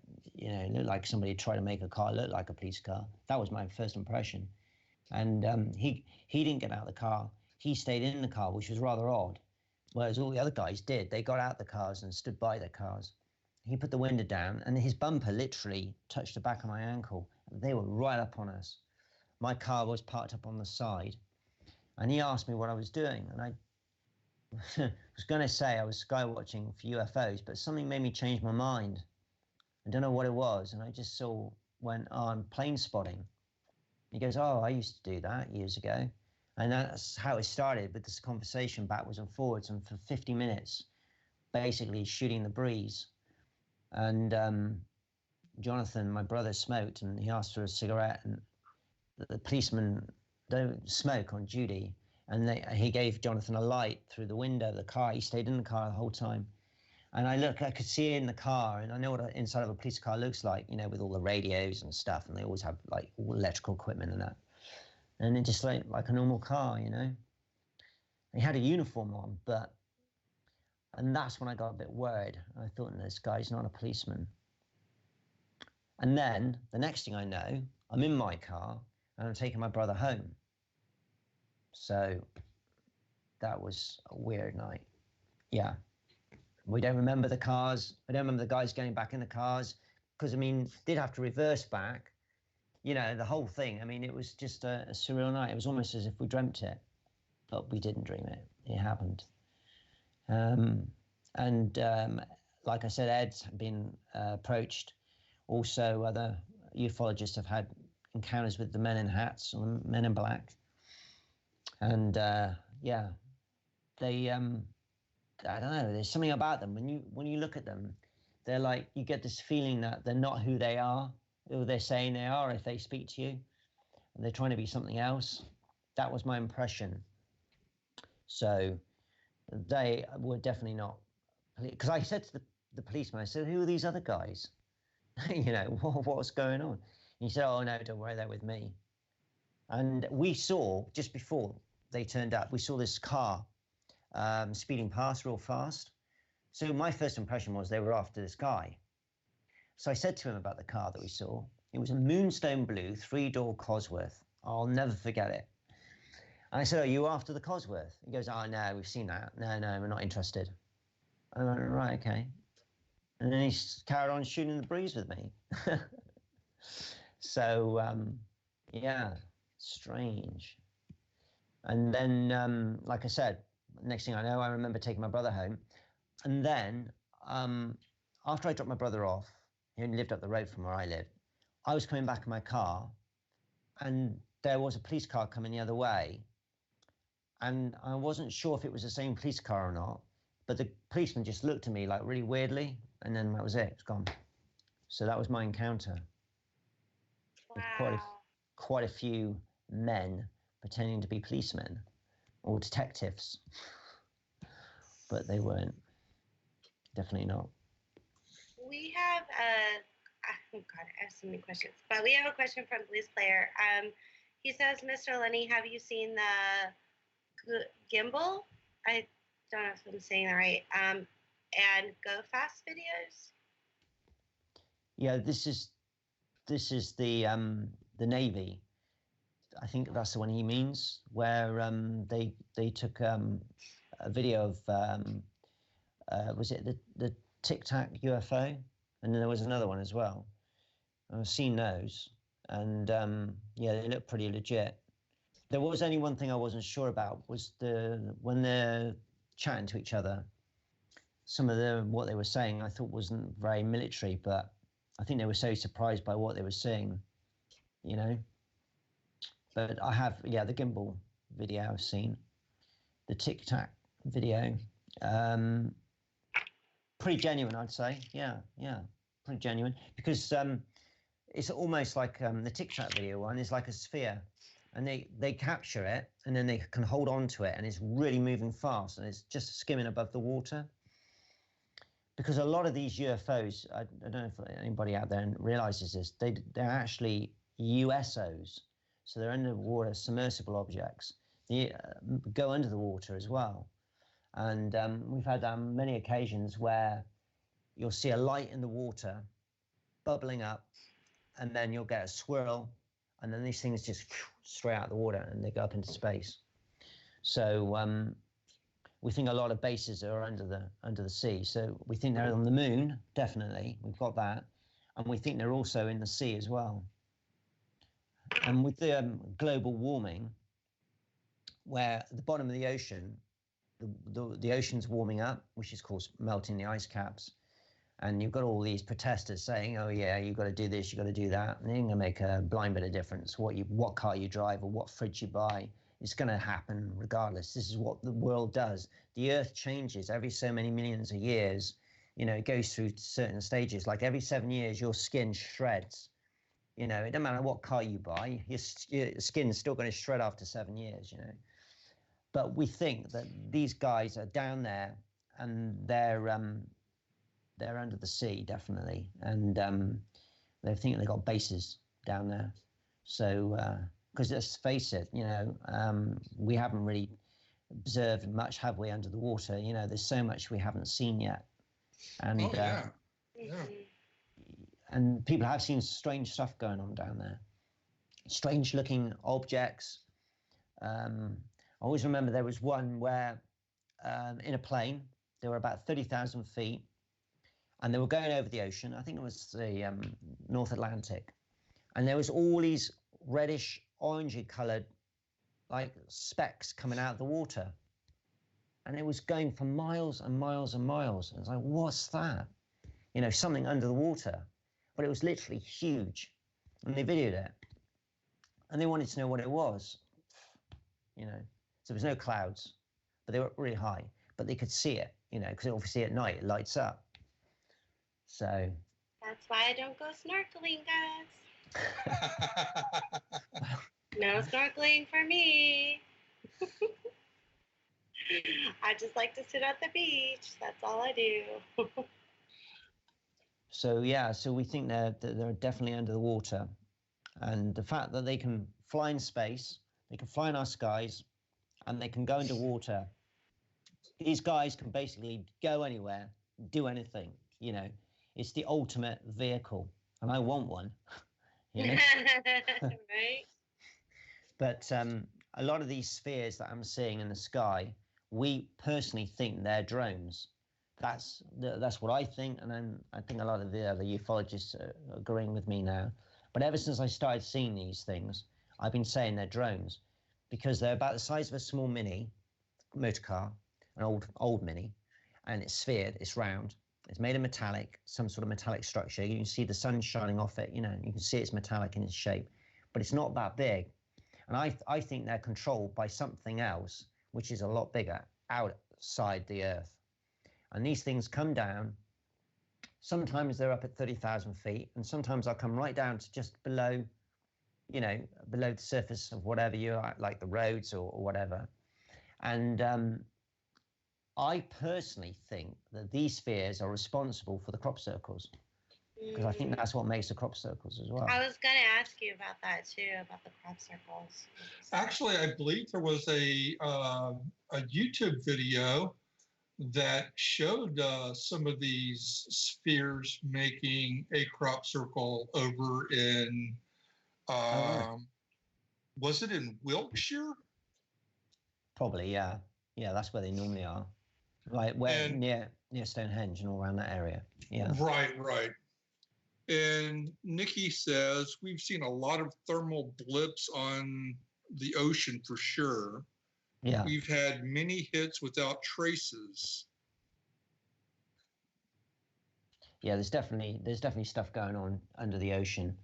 And, there's people on boats that have seen, craft coming out. I've got a brother who's in the military, and he lives near a lake, and he's seen a craft coming out of the lake. So, and this is another thing as well, by the way, guys. A lot of these spheres that I see, these round balls, metallic balls, they always seem to hover around military bases. They seem to be in that vicinity. They always seem to like disasters. So anywhere where there's a building on fire, a boat on its side, Twin Towers, blah, blah, blah, there'll always be these spheres. And so like a thunderstorm, well, they go into the thunderstorm. They also like to be anywhere where there's disasters. The space shuttle disaster, there was spheres there. Saw them, caught them on the videos. When I'm going back over and looking them on YouTube and stuff, you can see them. And in fact, the one that the Challenger, I don't think I've ever told you this, guys. Before the Challenger took off, we know what happened to the Challenger back in '86, right? Mm-hmm. They all obviously lost their lives. But before that shuttle even took off, I counted 11 spheres around that shuttle. 11. So this has already happened. I mean, I'm talking about 2010 I saw this. So I write to NASA, send them the photograph, right, with my email, and saying, can you please just tell me, this is STS, whatever it was, 51, I can't remember. And can you tell me what these spheres are around the space shuttle? And I get no answer back. But 2 months later, I go into their files where I found the photograph, because I took the photograph I had the photograph, but I wanted to show someone else. So I went in there and I found the photograph. You know what they done? They airbrushed it. They made it all blue around the space shuttle. So because there were some clouds, we had a seagull or a bird of some kind. They took it all out because there were so many spheres, they had no choice. But if you look closely, I took a photograph of it and blew it up. You can find there was one sphere they didn't quite airbrush out, but all the others completely gone. So basically, you had the space shuttle on what looked like a blue screen. Why? Why? So there you go. So you got the before and you got the after. You got the real one, and then you got the one that they airbrushed out. So people say that NASA don't airbrush. Yes, they do, because I got proof of it. And like I said, it's, they just obviously don't want you to know what's going on. It's as simple as that. And they'd rather cover it up, literally cover it up. Because nobody would take a photograph of a space shuttle. Anyway, you think about it. Why would NASA do that anyway? Why would they take the clouds out? There's only a couple of clouds. Yeah, why would they take the bird out? It was a beautiful photograph. In fact, when I say it was before it launched, it was actually just launching. I remember now, because it hadn't left the tower. So we have flames coming out the shuttle, which is probably why the bird was flying off. And that was it. It was a beautiful photograph. And that's why I took it and blew it up. And I was looking at the space shuttle going, wow. And then went, oh, what's that? Oh, what's that? And then I saw they were my spheres that I see. I was like, oh, okay, that's interesting. Which is why I emailed NASA, because I wanted to know, well, more than anything, I wanted them to know that these spheres were around the space shuttle. I thought, they should know. And then they bloody airbrushed it out. Buggers, aren't they? Yeah. Yeah. Why do that? I don't know. It doesn't make any sense to me either. We got a question for you from Blues Player. It would seem that if they were malevolent, this goes back like a few minutes ago, malevolent, they'd have done their nasty business by now. So what could they possibly want with lowly creature like humans? Maybe they just get a kick out of messing with us. We kind of discussed a little about this earlier about them I agree. energizing. I think if they were going to, this is something I've always said actually in my talks, when I used to my talks around the country, if they were going to take over the planet, probably would have done it by now, I think. I mean, they got the technology, they got the equipment, but they seem to have anyway, and they have a hell of a lot of it. I mean, there's a lot of stuff. They could have done it long time ago. Yeah, I personally think they've always been here. I think they've always been here, because you go right back to cave paintings, you know. They're there, aren't they? The Bible is full of UFOs in the Bible. You know, a Bible is a great UFO book if you get to look into it properly. They've always been here, guys. So I think if they were going to take over the world and do like one of the movies, sci-fi movies, I think like whatever, I think they would have done it by now. So no, I don't think that's their agenda. I'm not really scared of them taking over, but I am scared of seeing one. Well, yeah. I mean, when I saw the beams coming down in Nina's garden, I did a stupid thing. I went towards it because I wanted to go under the beams to see what happened. She grabs me and pulls me back. So of course I had to honor it because it was her, driveway. But that was a silly thing to do. I don't know why, but there you go. But yeah, it's weird because you're seeing stuff. Your brain's telling you it's not there, but it is there. And a lot of times when you're seeing these, whether the beams coming down or whether it's UFOs flying around the sky, it's almost as if you're playing a pre-recorded tape in your camcorder or on your night visions, because what you're seeing through that viewfinder, you're not seeing in front of you. It's a real weird sensation, especially when you're in live. You're doing it live. You've got a camcorder. You're not playing back a pre-recorded tape. You've got a blank tape in there. You're live. You're videoing something in front of you, 20 feet in front of you, that's taken up soil, and there's nothing there. Your eyes are telling you, your brain's telling you, there's nothing there. There's nothing there at all, except a bit of wind. But there is. They're coming down, and they're, They're coming down, and you have... And you got this kidney-shaped, that wasn't just... And you got this kidney-shaped thing at the top, rocking backwards and forwards, producing these beams, and it's sucking them up, into this kidney-shaped thing. It's like... I said to Nina, can you see a craft up there? And she said, no, there's no craft there. There's just that shaped plasma. And that's something else I have seen, but I haven't seen recently, is always about 3 o'clock in the morning, a plasma ball about the size of a beach ball, and it goes across the rooftops of houses. And it's like a mini sun. So it's orange. It's, you can see it's like crackling but you can see it with the naked eye, because it really hurt my eyes when I saw it through the night vision. So I put the night visions down, and I can see it. Okay, so I'm just watching it, and it's like, wow. So anyone could have seen that, and it's just there. And I spoke to some gentleman about it, and he said, "Oh, my wife saw that. She went to put her washing out in the back garden, and it was one in her garden. She ran in to get a camera, and when she went out, it was gone. And it was crackling, like wood on a fire. You could hear it crackling, So it's a ball of plasma. That's how we describe it, and it's like a living entity. But going back to the spheres, that it can be high up or low down. There's a lady who lives in London, and she's picking up stuff with her night visions and camcorders, and they're really crafty. Okay, what happens is she lives by the airport, Heathrow.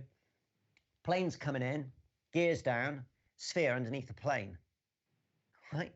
And then all of a sudden, the sphere will drop away from the plane, so the plane goes and lands, and it'll go down the side of the buildings, like that. So we've got windows, so you've got the shard, whatever, and it goes right down the side of it, like that, to street level, and then it's gone. So it's like a bomb coming out of a plane. That's how she described it. But it's literally, it comes under cover, and then it just drops. To stay off of radar. Yeah. Crafty, eh? She's at a lot.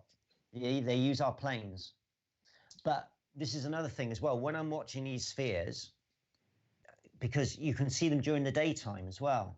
So we know how to see them during nighttime, but a lot of people say to me, Rich, I want to see them at 3 o'clock in the afternoon. Blue sky, I want to see a UFO. Why is it I never see a UFO? I go out my back garden. I say, guys, they're up there all the time. You just got to know where to look and how to look. And for a little bit of money, I'd say $100, you'll be able to see them.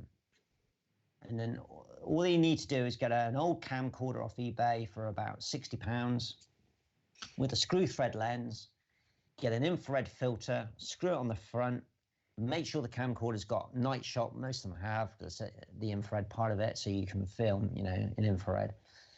And then you put the zoom to infinity, and then in daytime, 3 o'clock in the afternoon, go out in your back garden, just pan the sky very slowly like that, and whoa, there's one, and you'll catch it. Guaranteed within 30 seconds you'll get a sphere. They're up there 24/7, 365. I've got to try this. I've got to try it. That's all you need. The filter will cost you about, you'll need a good filter. So you say about £70. So, about £40-50 for the filter. Again, for the camcorder if you don't have one. And that's it. That's all you need. So £100 will get you a setup to see what I'm talking about right now in your back garden. And then what do? Well, you just watch it and see what it does. If a plane goes by, you'll find it usually goes up into the contrails, and it'll go around and play in the contrails, which is why sometimes when you see a contrail, it's all wispy, and it's like something's going in and out of it. That's the spheres. And I've also seen it where they'll go into the contrail, and they'll take some of the contrail out. So it's like you with an eraser, a rubber, rubbing out a part of the contrail. So it's sucking it in. So obviously it wants to check to see what's in the contrail, right?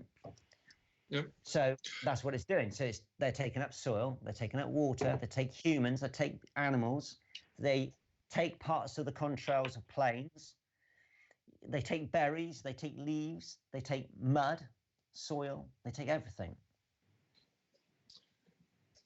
Well, Blues Player says the amazing thing is that the U.S. Navy now allows their pilots to report UFOs without those same pilots worrying about their future in the Navy. Yeah, this could break the whole thing wide open. Go Navy. And many UFOs have now been seen off of the East Coast of the U.S., as well as around the Mexican Baja Peninsula.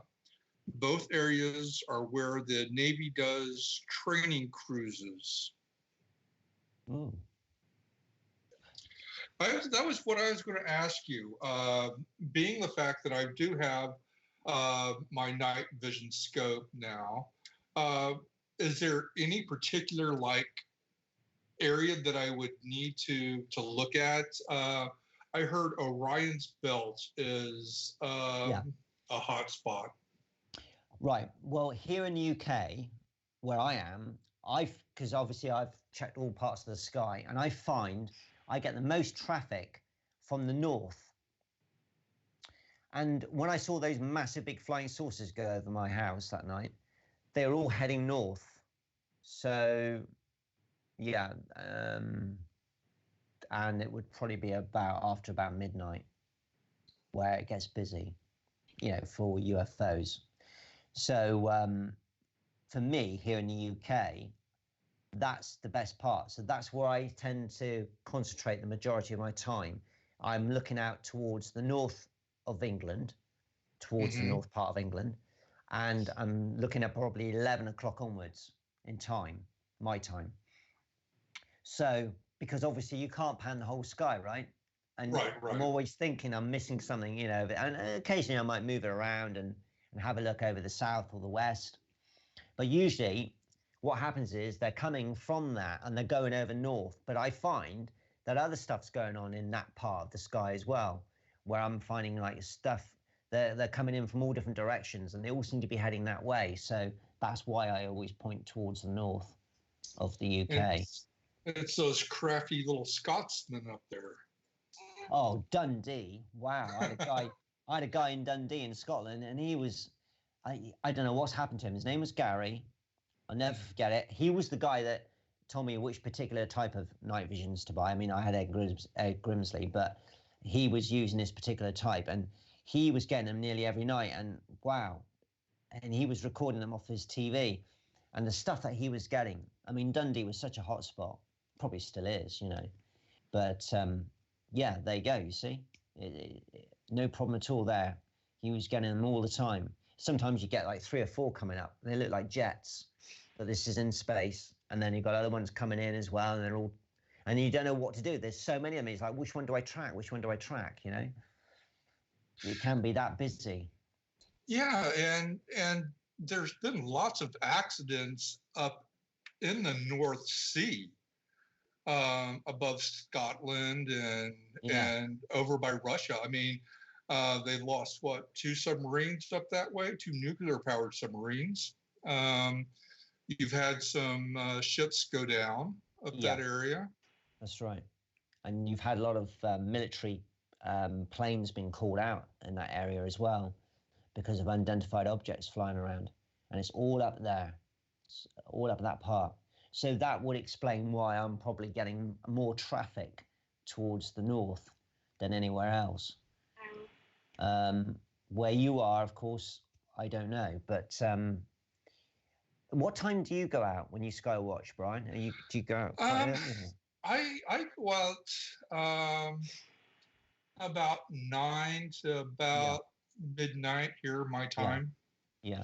One night, if you can, try go out a bit later. Go out about 11, 12, but stay out till about 3 or 4, and you'll see some stuff, I'll tell you. That would be me.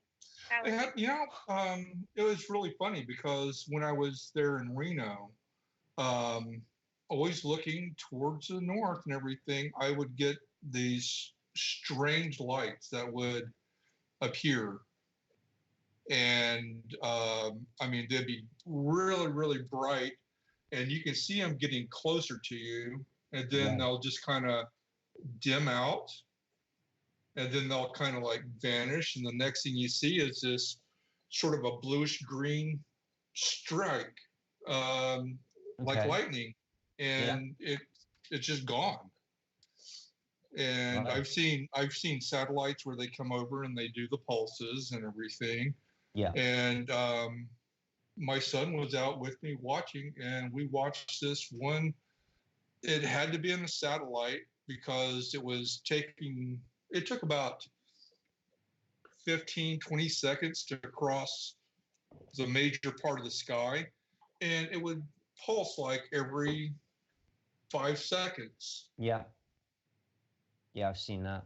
Yeah, every 5 seconds it'll do that. And then I've seen also ones that have crossed over from horizon to horizon in like 3 seconds. Yeah, that's not a satellite.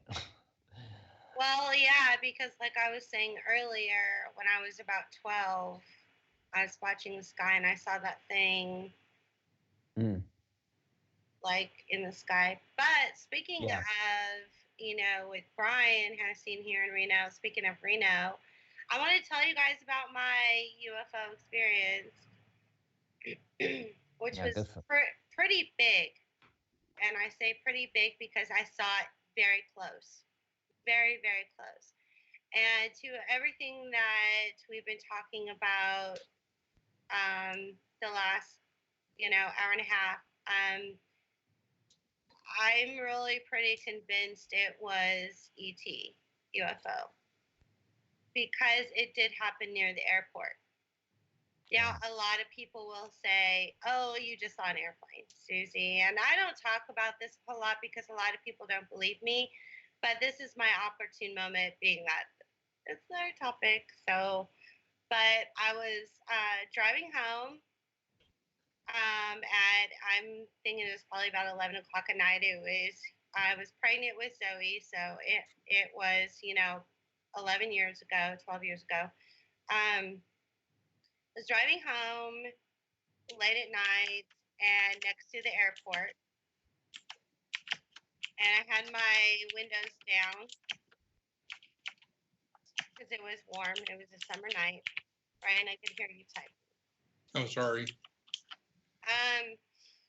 And I was alone, of course. So I was driving and I saw this thing coming up in the horizon. It was very close to me. It was about, I want to say 100 feet above me, if even that. And I thought, that's very odd. It does not look like an airplane. What the F is that thing? And the closer I got to it, because it seemed to me that it was standing still. It didn't seem to be moving.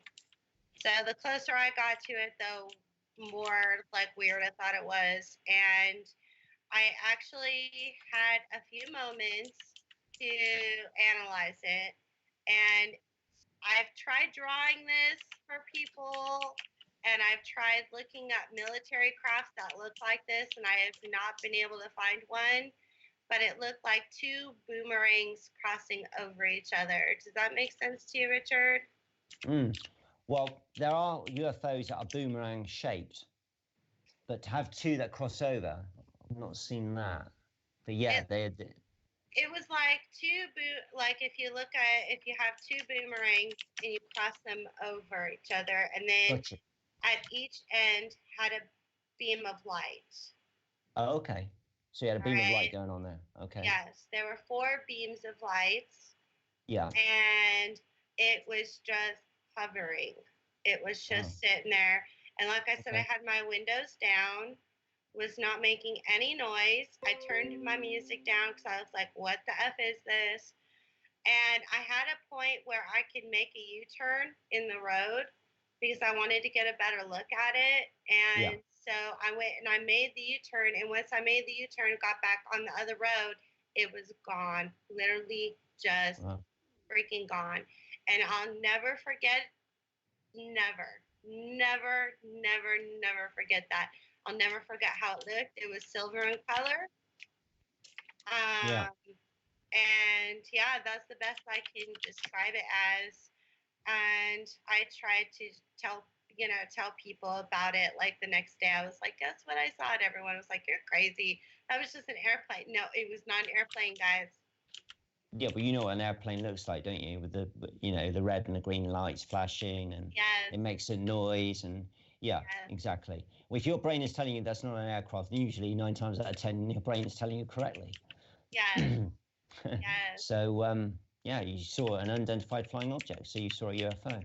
Was it quite low in the sky? Yes, it was literally only like 100 feet. It was just so close. Like, you know how it looks when you're seeing a plane coming in for landing and it's very close. Like, it was really close. Yeah, it was very, very close. And I remember I drove home super fast, packed up my family in the car. I'm like, come on, guys, we got to go back out and, like, find this thing. And it was just gone. It was gone. But I never forgot the way it looked, though. Like, I'm telling you, it was like 2 boomerangs, like crisscross. That's the best way I can describe it. And I've tried drawing it for people. It was very thin. Like, it didn't look like it had a compartment where somebody could be, like, driving it. Yeah. And I started to think, well, maybe it's a government aircraft, like, that's being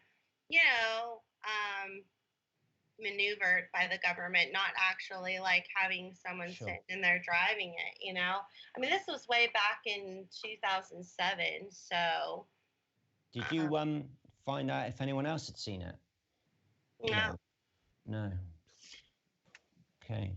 Yeah, anyway, I was going to say, it's definitely not a plane by the looks of it, because of the way you said it, described the way it looks, with the beams of light coming out.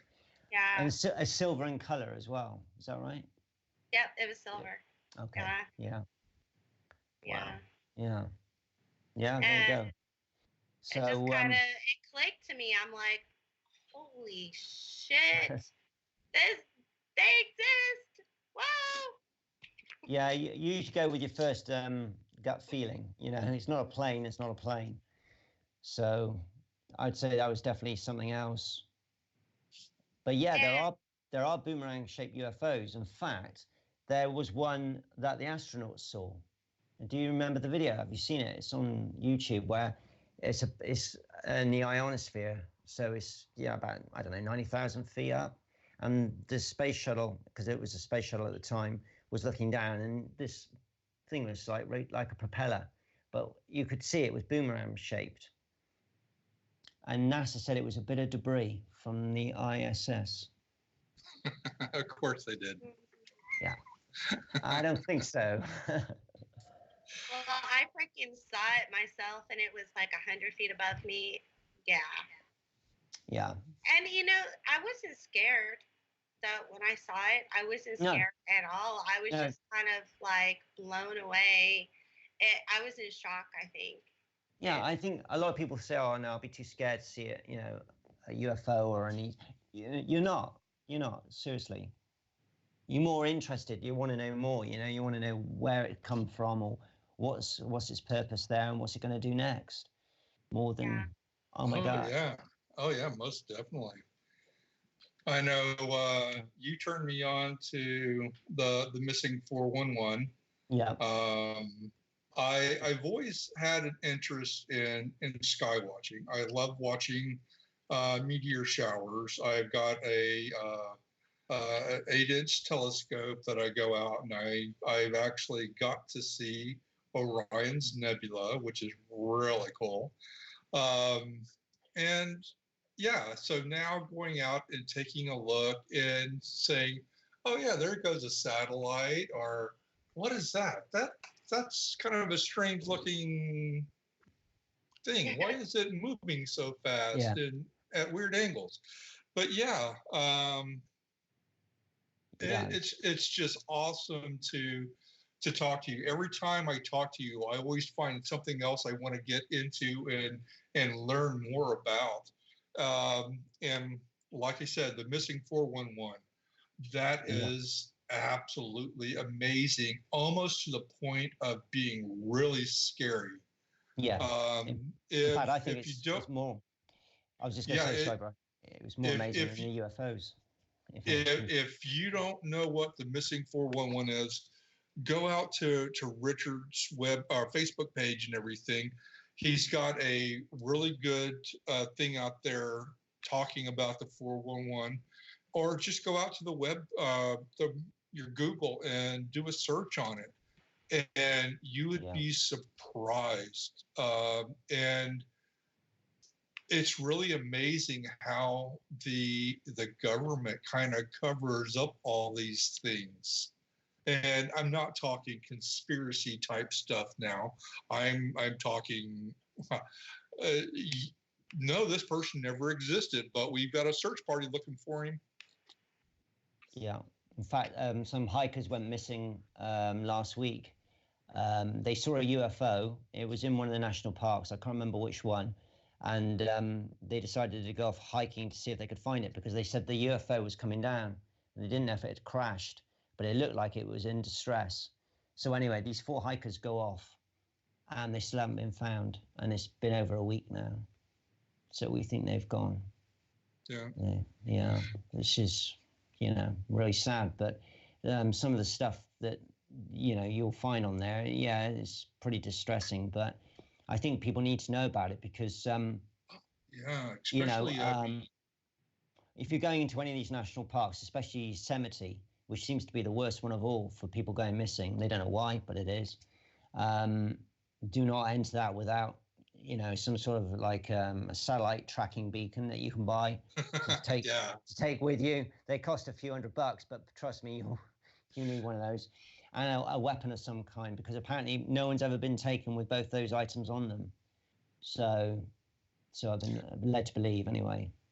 We got one more question real quick. This comes from Blues Player. Wouldn't our spy satellites be able to pick up this activity? I would probably say yes, that it would, but being the fact that it's a spy satellite, I think the government would shut that down as far as releasing that information almost instantly. And I think you would agree with me 100% there, Richard, right? Yeah, definitely. In fact, they've got something, haven't they, that's going around the Earth at the moment, X something or other. and it's owned by NASA, and they've got nobody in it. It's a drone. So basically, you know what the space shuttle looks like. Oh yeah, yeah. Right. It's a slightly smaller version of that.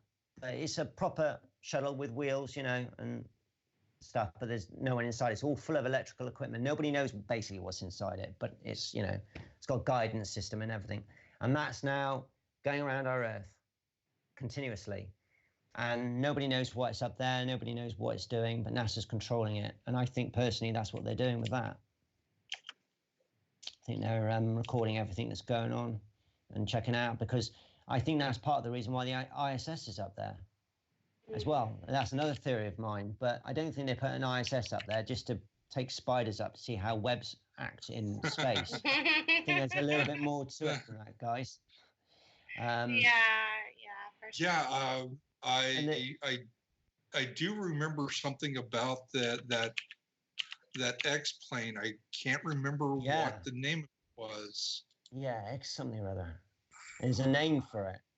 And I remember it being on the tarmac. There's some photos of it, and there's guys in suits around it, But we had, going back about 3 years ago, we have a program on TV. They didn't do it this year, and it's called Skywatch Live, and it's to do with space astronomy. And they had some NASA astronauts from the space shuttle doing an interview in the second part of their program, which was called Down to Earth.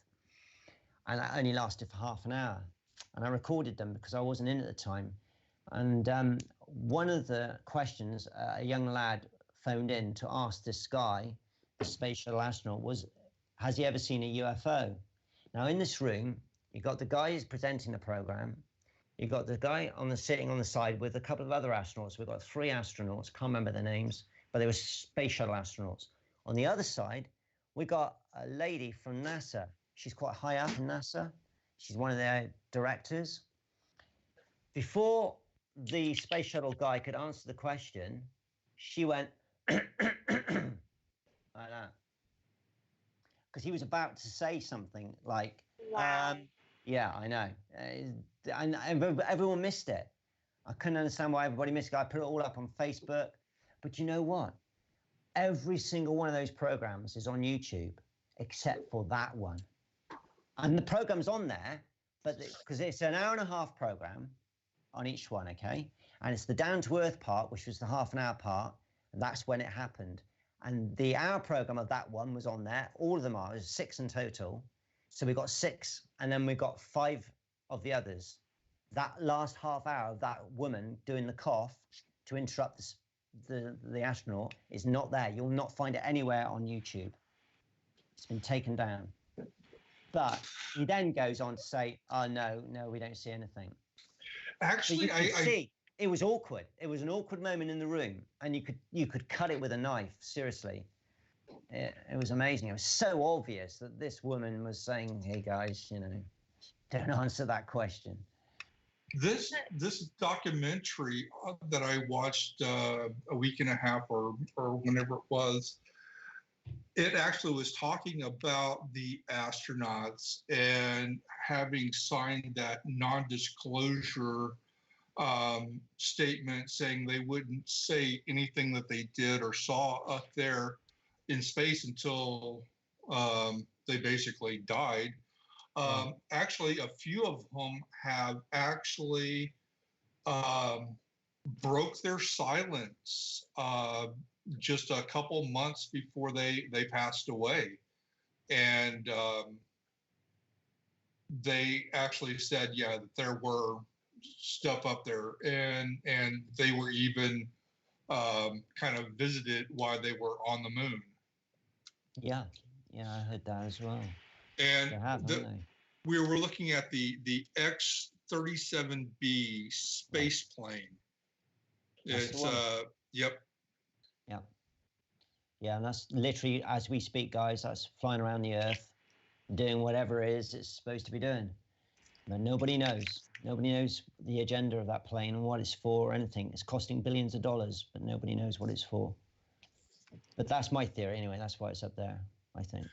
Well, I guess that's one way for the government to kind of control their people is to keep them in the dark about stuff. Yeah. Yeah, exactly. Which is why everything's departmentalized, isn't it? You know, everything has got their own little job and their own little part of the building, and that's it. And you know, they don't really know what the other guy's doing next door or whatever, and they got to keep it stum, you know. So, but I've always been told with these astronauts before they go into space, they're told not to say anything, and they're debriefed when they come back. A woman who used to work for NASA said that she, Donna Hare, yeah, she said they used to have that. They used to have like a meeting before they went up, and then they'd have a debrief when they came back, wanting to know, right, what did you see? You know, what was it doing? Blah, blah, blah. So they definitely see stuff because they must do. It's right out there. Oh, yeah. There was this one craft, again, it's literally, I've just remembered it, it's come into my mind. It was weird. It was like something out of Transformers. It had like grabbers. It was like a crab. It was like a crab, okay? And it had like pincers on the end of it. And it was like square shaped. I had a lovely photograph of the ISS. I blew it up. And I went, well, what's that down there next to the ISS? And it must have been taken by the space shuttle because, you know, the ISS was quite close, but it was there in space. So I think the space shuttle was back here and then the astronaut took the photo of it.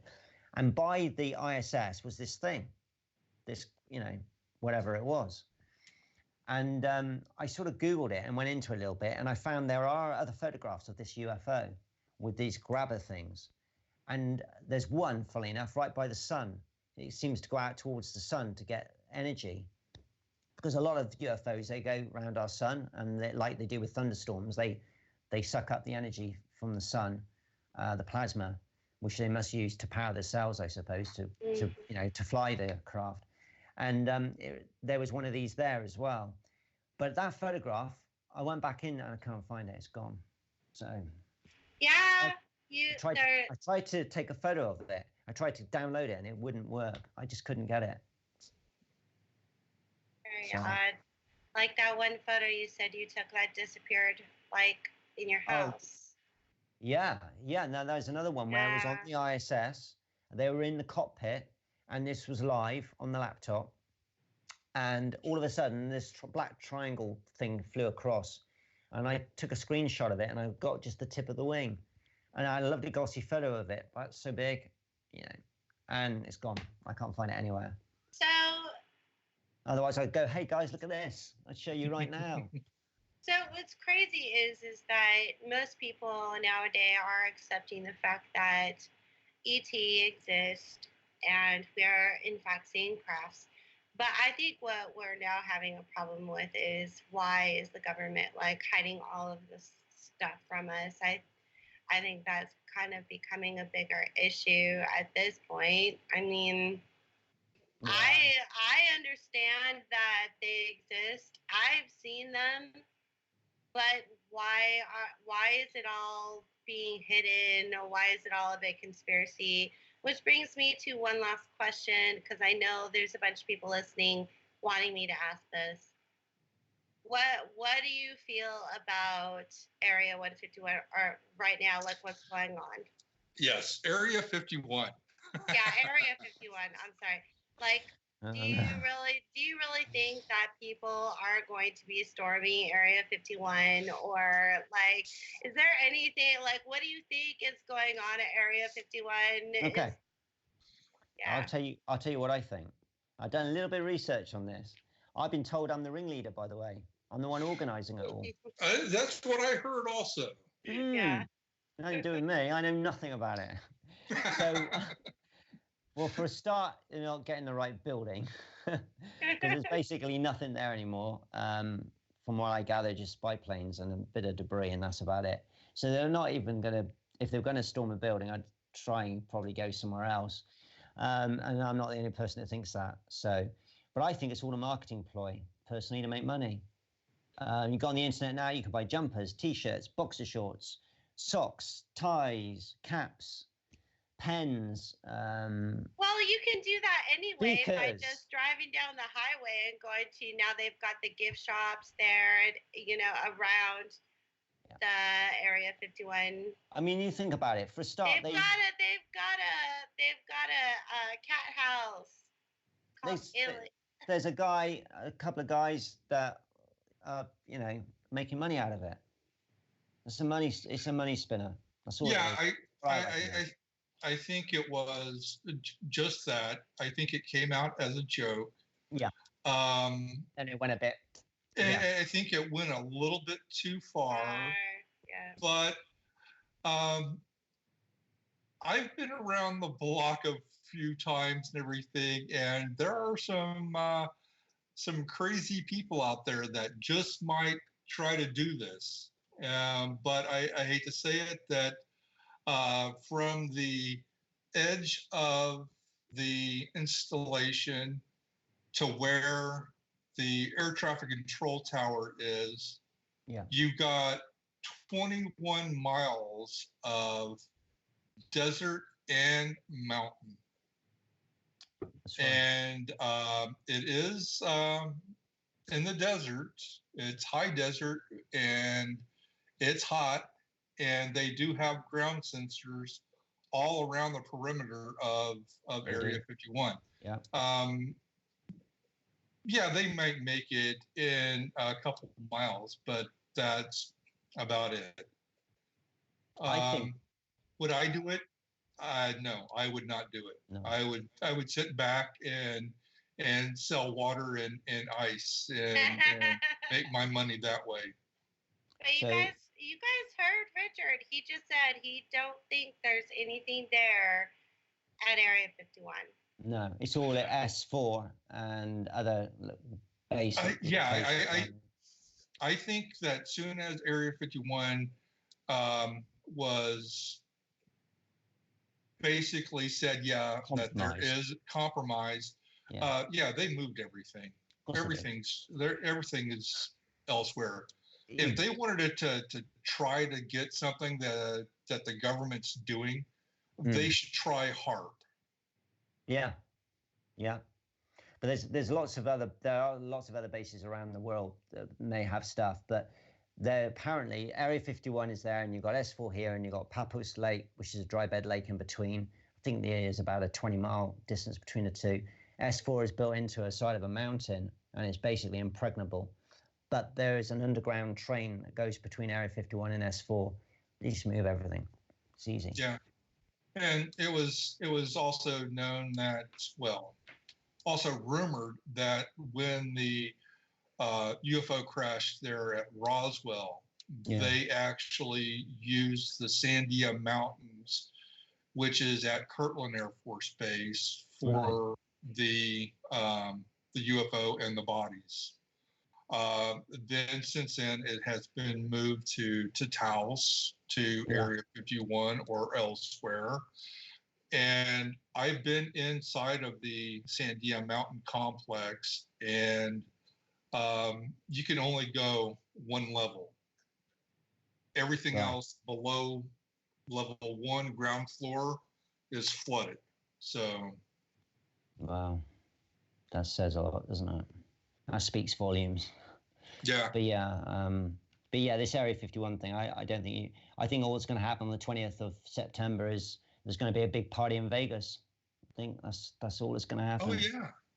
Or Rachel, Nevada will get really, really big with population. I mean, there's only 53 people in that town. Oh yeah, there are not many, are there? Yeah. I hope they get lots and lots of burgers. Wow. But yeah, so it'd be interesting to see. Everyone will be watching, won't they? It'll be live. I'm sure it'll be live out there. Yeah, set up a trailer that has some ice and some water, some snacks. Just make a killing. Absolutely, yeah. Fly a drone in there. No, probably not a good idea. Yeah. All right, guys. Well, and we're over the top of the hour. Thank you so much for, going over with us. We appreciate it. We've got a few short announcements to make really quick. I just got one little comment to make that Well, it said it's a military and contractor stuff in there now. I had a friend who worked out there in the 80s. Bus picked them up in Vegas, took them there to work their shifts. I've actually heard that also, but I heard the pickup place was actually in Alamo. Mm. And Alamo is south of Rachel, Nevada, and they've actually had the buses and the security vehicles actually filmed there and on YouTube. So there you go. Yeah. Yeah, as I said, I don't think anything is going to happen really, but I'm sure everybody will be watching on that date just to see. I hope it does. I just want to see a bunch of people doing this what is it called? Oh gosh. Naruto run. Get the old camo dudes. Get them busy that day. I remember when this all started. I literally had an admin from one of our most loved groups privately messaged me and asked me, Susie, do you really think this is going to happen? This was like a month and a half ago. I was like, no, I think it's a joke. And yeah, it turned out to be one. But yeah, I don't know if I'll be watching. Maybe I will. I don't know. We'll see. We'll see. I could find something better to do on that day. Yeah, I don't think, guys, it's going to happen, to be honest with you. Yep, the Naruto run. Yeah, I'd stay well away from the place if I was you. Because they're going to be ready for you anyway, aren't they? I mean, at the end of the day, they're going to be ready for you guys, big time. They've already said that, haven't they? They've already said that. They put out a thing on it. And what a lot of people don't understand is Creech Air Force Base, which is in Indian Springs, which is between there and Vegas, has the Predator drones. Right. And all they have to do is put that little bird up there 30,000, 40,000 feet. They can fly around and they can pick you up in a heartbeat. Yeah. And then they will know exactly where to direct everything. So, yeah, Big Brother does watch. Absolutely. Nowhere to hide. Yeah. All right, guys.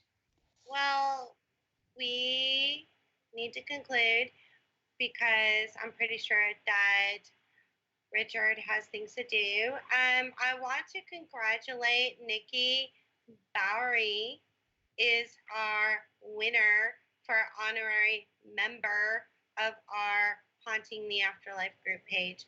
Yay, Nikki! Congrats. Woo-hoo, Nikki, congrats. Yes. She was able to find all kinds of information on our show and on Richard Lennie.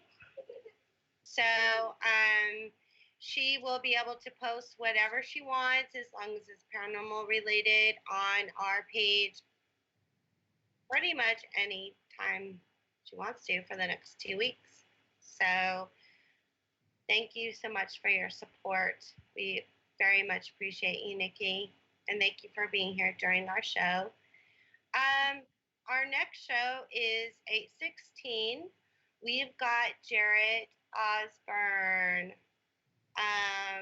We will have his promo video up so you can learn more about him this weekend. I want to encourage you guys, if you haven't already, to please join our Haunting the Afterlife group page. I'm going to put that link in our chat real quick. Become a member so that way you can stay up to date on our shows, our events, our trivia, everything. Team announcements. Right? Do we have any team announcements? Do you have any team announcements? I think I was too busy looking at all these videos of the UFOs and stuff, and didn't get a chance to get out there and interact with a bunch of groups this time.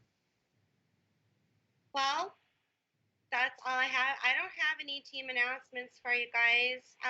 Lisa and I just got back from Santa Cruz. We posted all of our stuff up on the Mystery Gang page. We will have a team announcement, though, for you our next show. I'll give you a little teaser. The Mystery Gang is going to be filmed for a documentary. So that's all I'm going to say about that right now. I'll give you more information as the time nears. So anyways, that's all I have. I want to thank everybody. I want to thank you so much, Richard. Thank you for having me. Yes, thank you, Richard. I enjoy talking with you, and I can't wait to see if I can find a set of Gen 2 NVGs to get out there and start looking. Yeah. And maybe even see about getting into some astral photography and getting photos and stuff out there and shared with you. Absolutely, yeah. They're even catching UFOs on these weather satellites, the infrared weather satellites. They're even catching them on those now as well. Weird things flying across the sky, and it just for one frame, obviously, but it catches it. It's like a rocket coming up, And I've got a guy that he's a watchman, and, checks the weather, and he's on the infrared Doppler, and it picks them up. They're everywhere. So there's no hiding. These things are out there. So. Yep, they're out there. They're out there. 110%. Yeah. Well, thank you so much, Richard. And I want to thank all of our listeners and chatters, as always. And we look forward to seeing you next show. Check out Richard Lennie. I did put his Facebook page in the chat plenty of times. Check him out. He's just, as you can see, he's got amazing visual evidence, and you can even go on there and see videos and everything. There's a ton more pictures out there. I wish I could have shared them all, but we had been here 5-6 hours. Yeah. Well, that just means we'll have to have him on again, right? Yeah, I'll come back, no worries. Hopefully with more information. Yeah. Yeah, for sure. We'll have you on next year. I am going back down to that lady's house, by the way, with John Wilson in the next few weeks. So nice. and we're gonna fly some drones around the area with 4K cameras. So. Oh, nice! I can't wait to see the footage. Yeah, so hopefully we'll get something. We'll see what happens. Yeah. Yeah, awesome. All right, guys. Well, stay tuned to Richard Lennie's page. I want to tell you guys, loving light and peace. See you next show.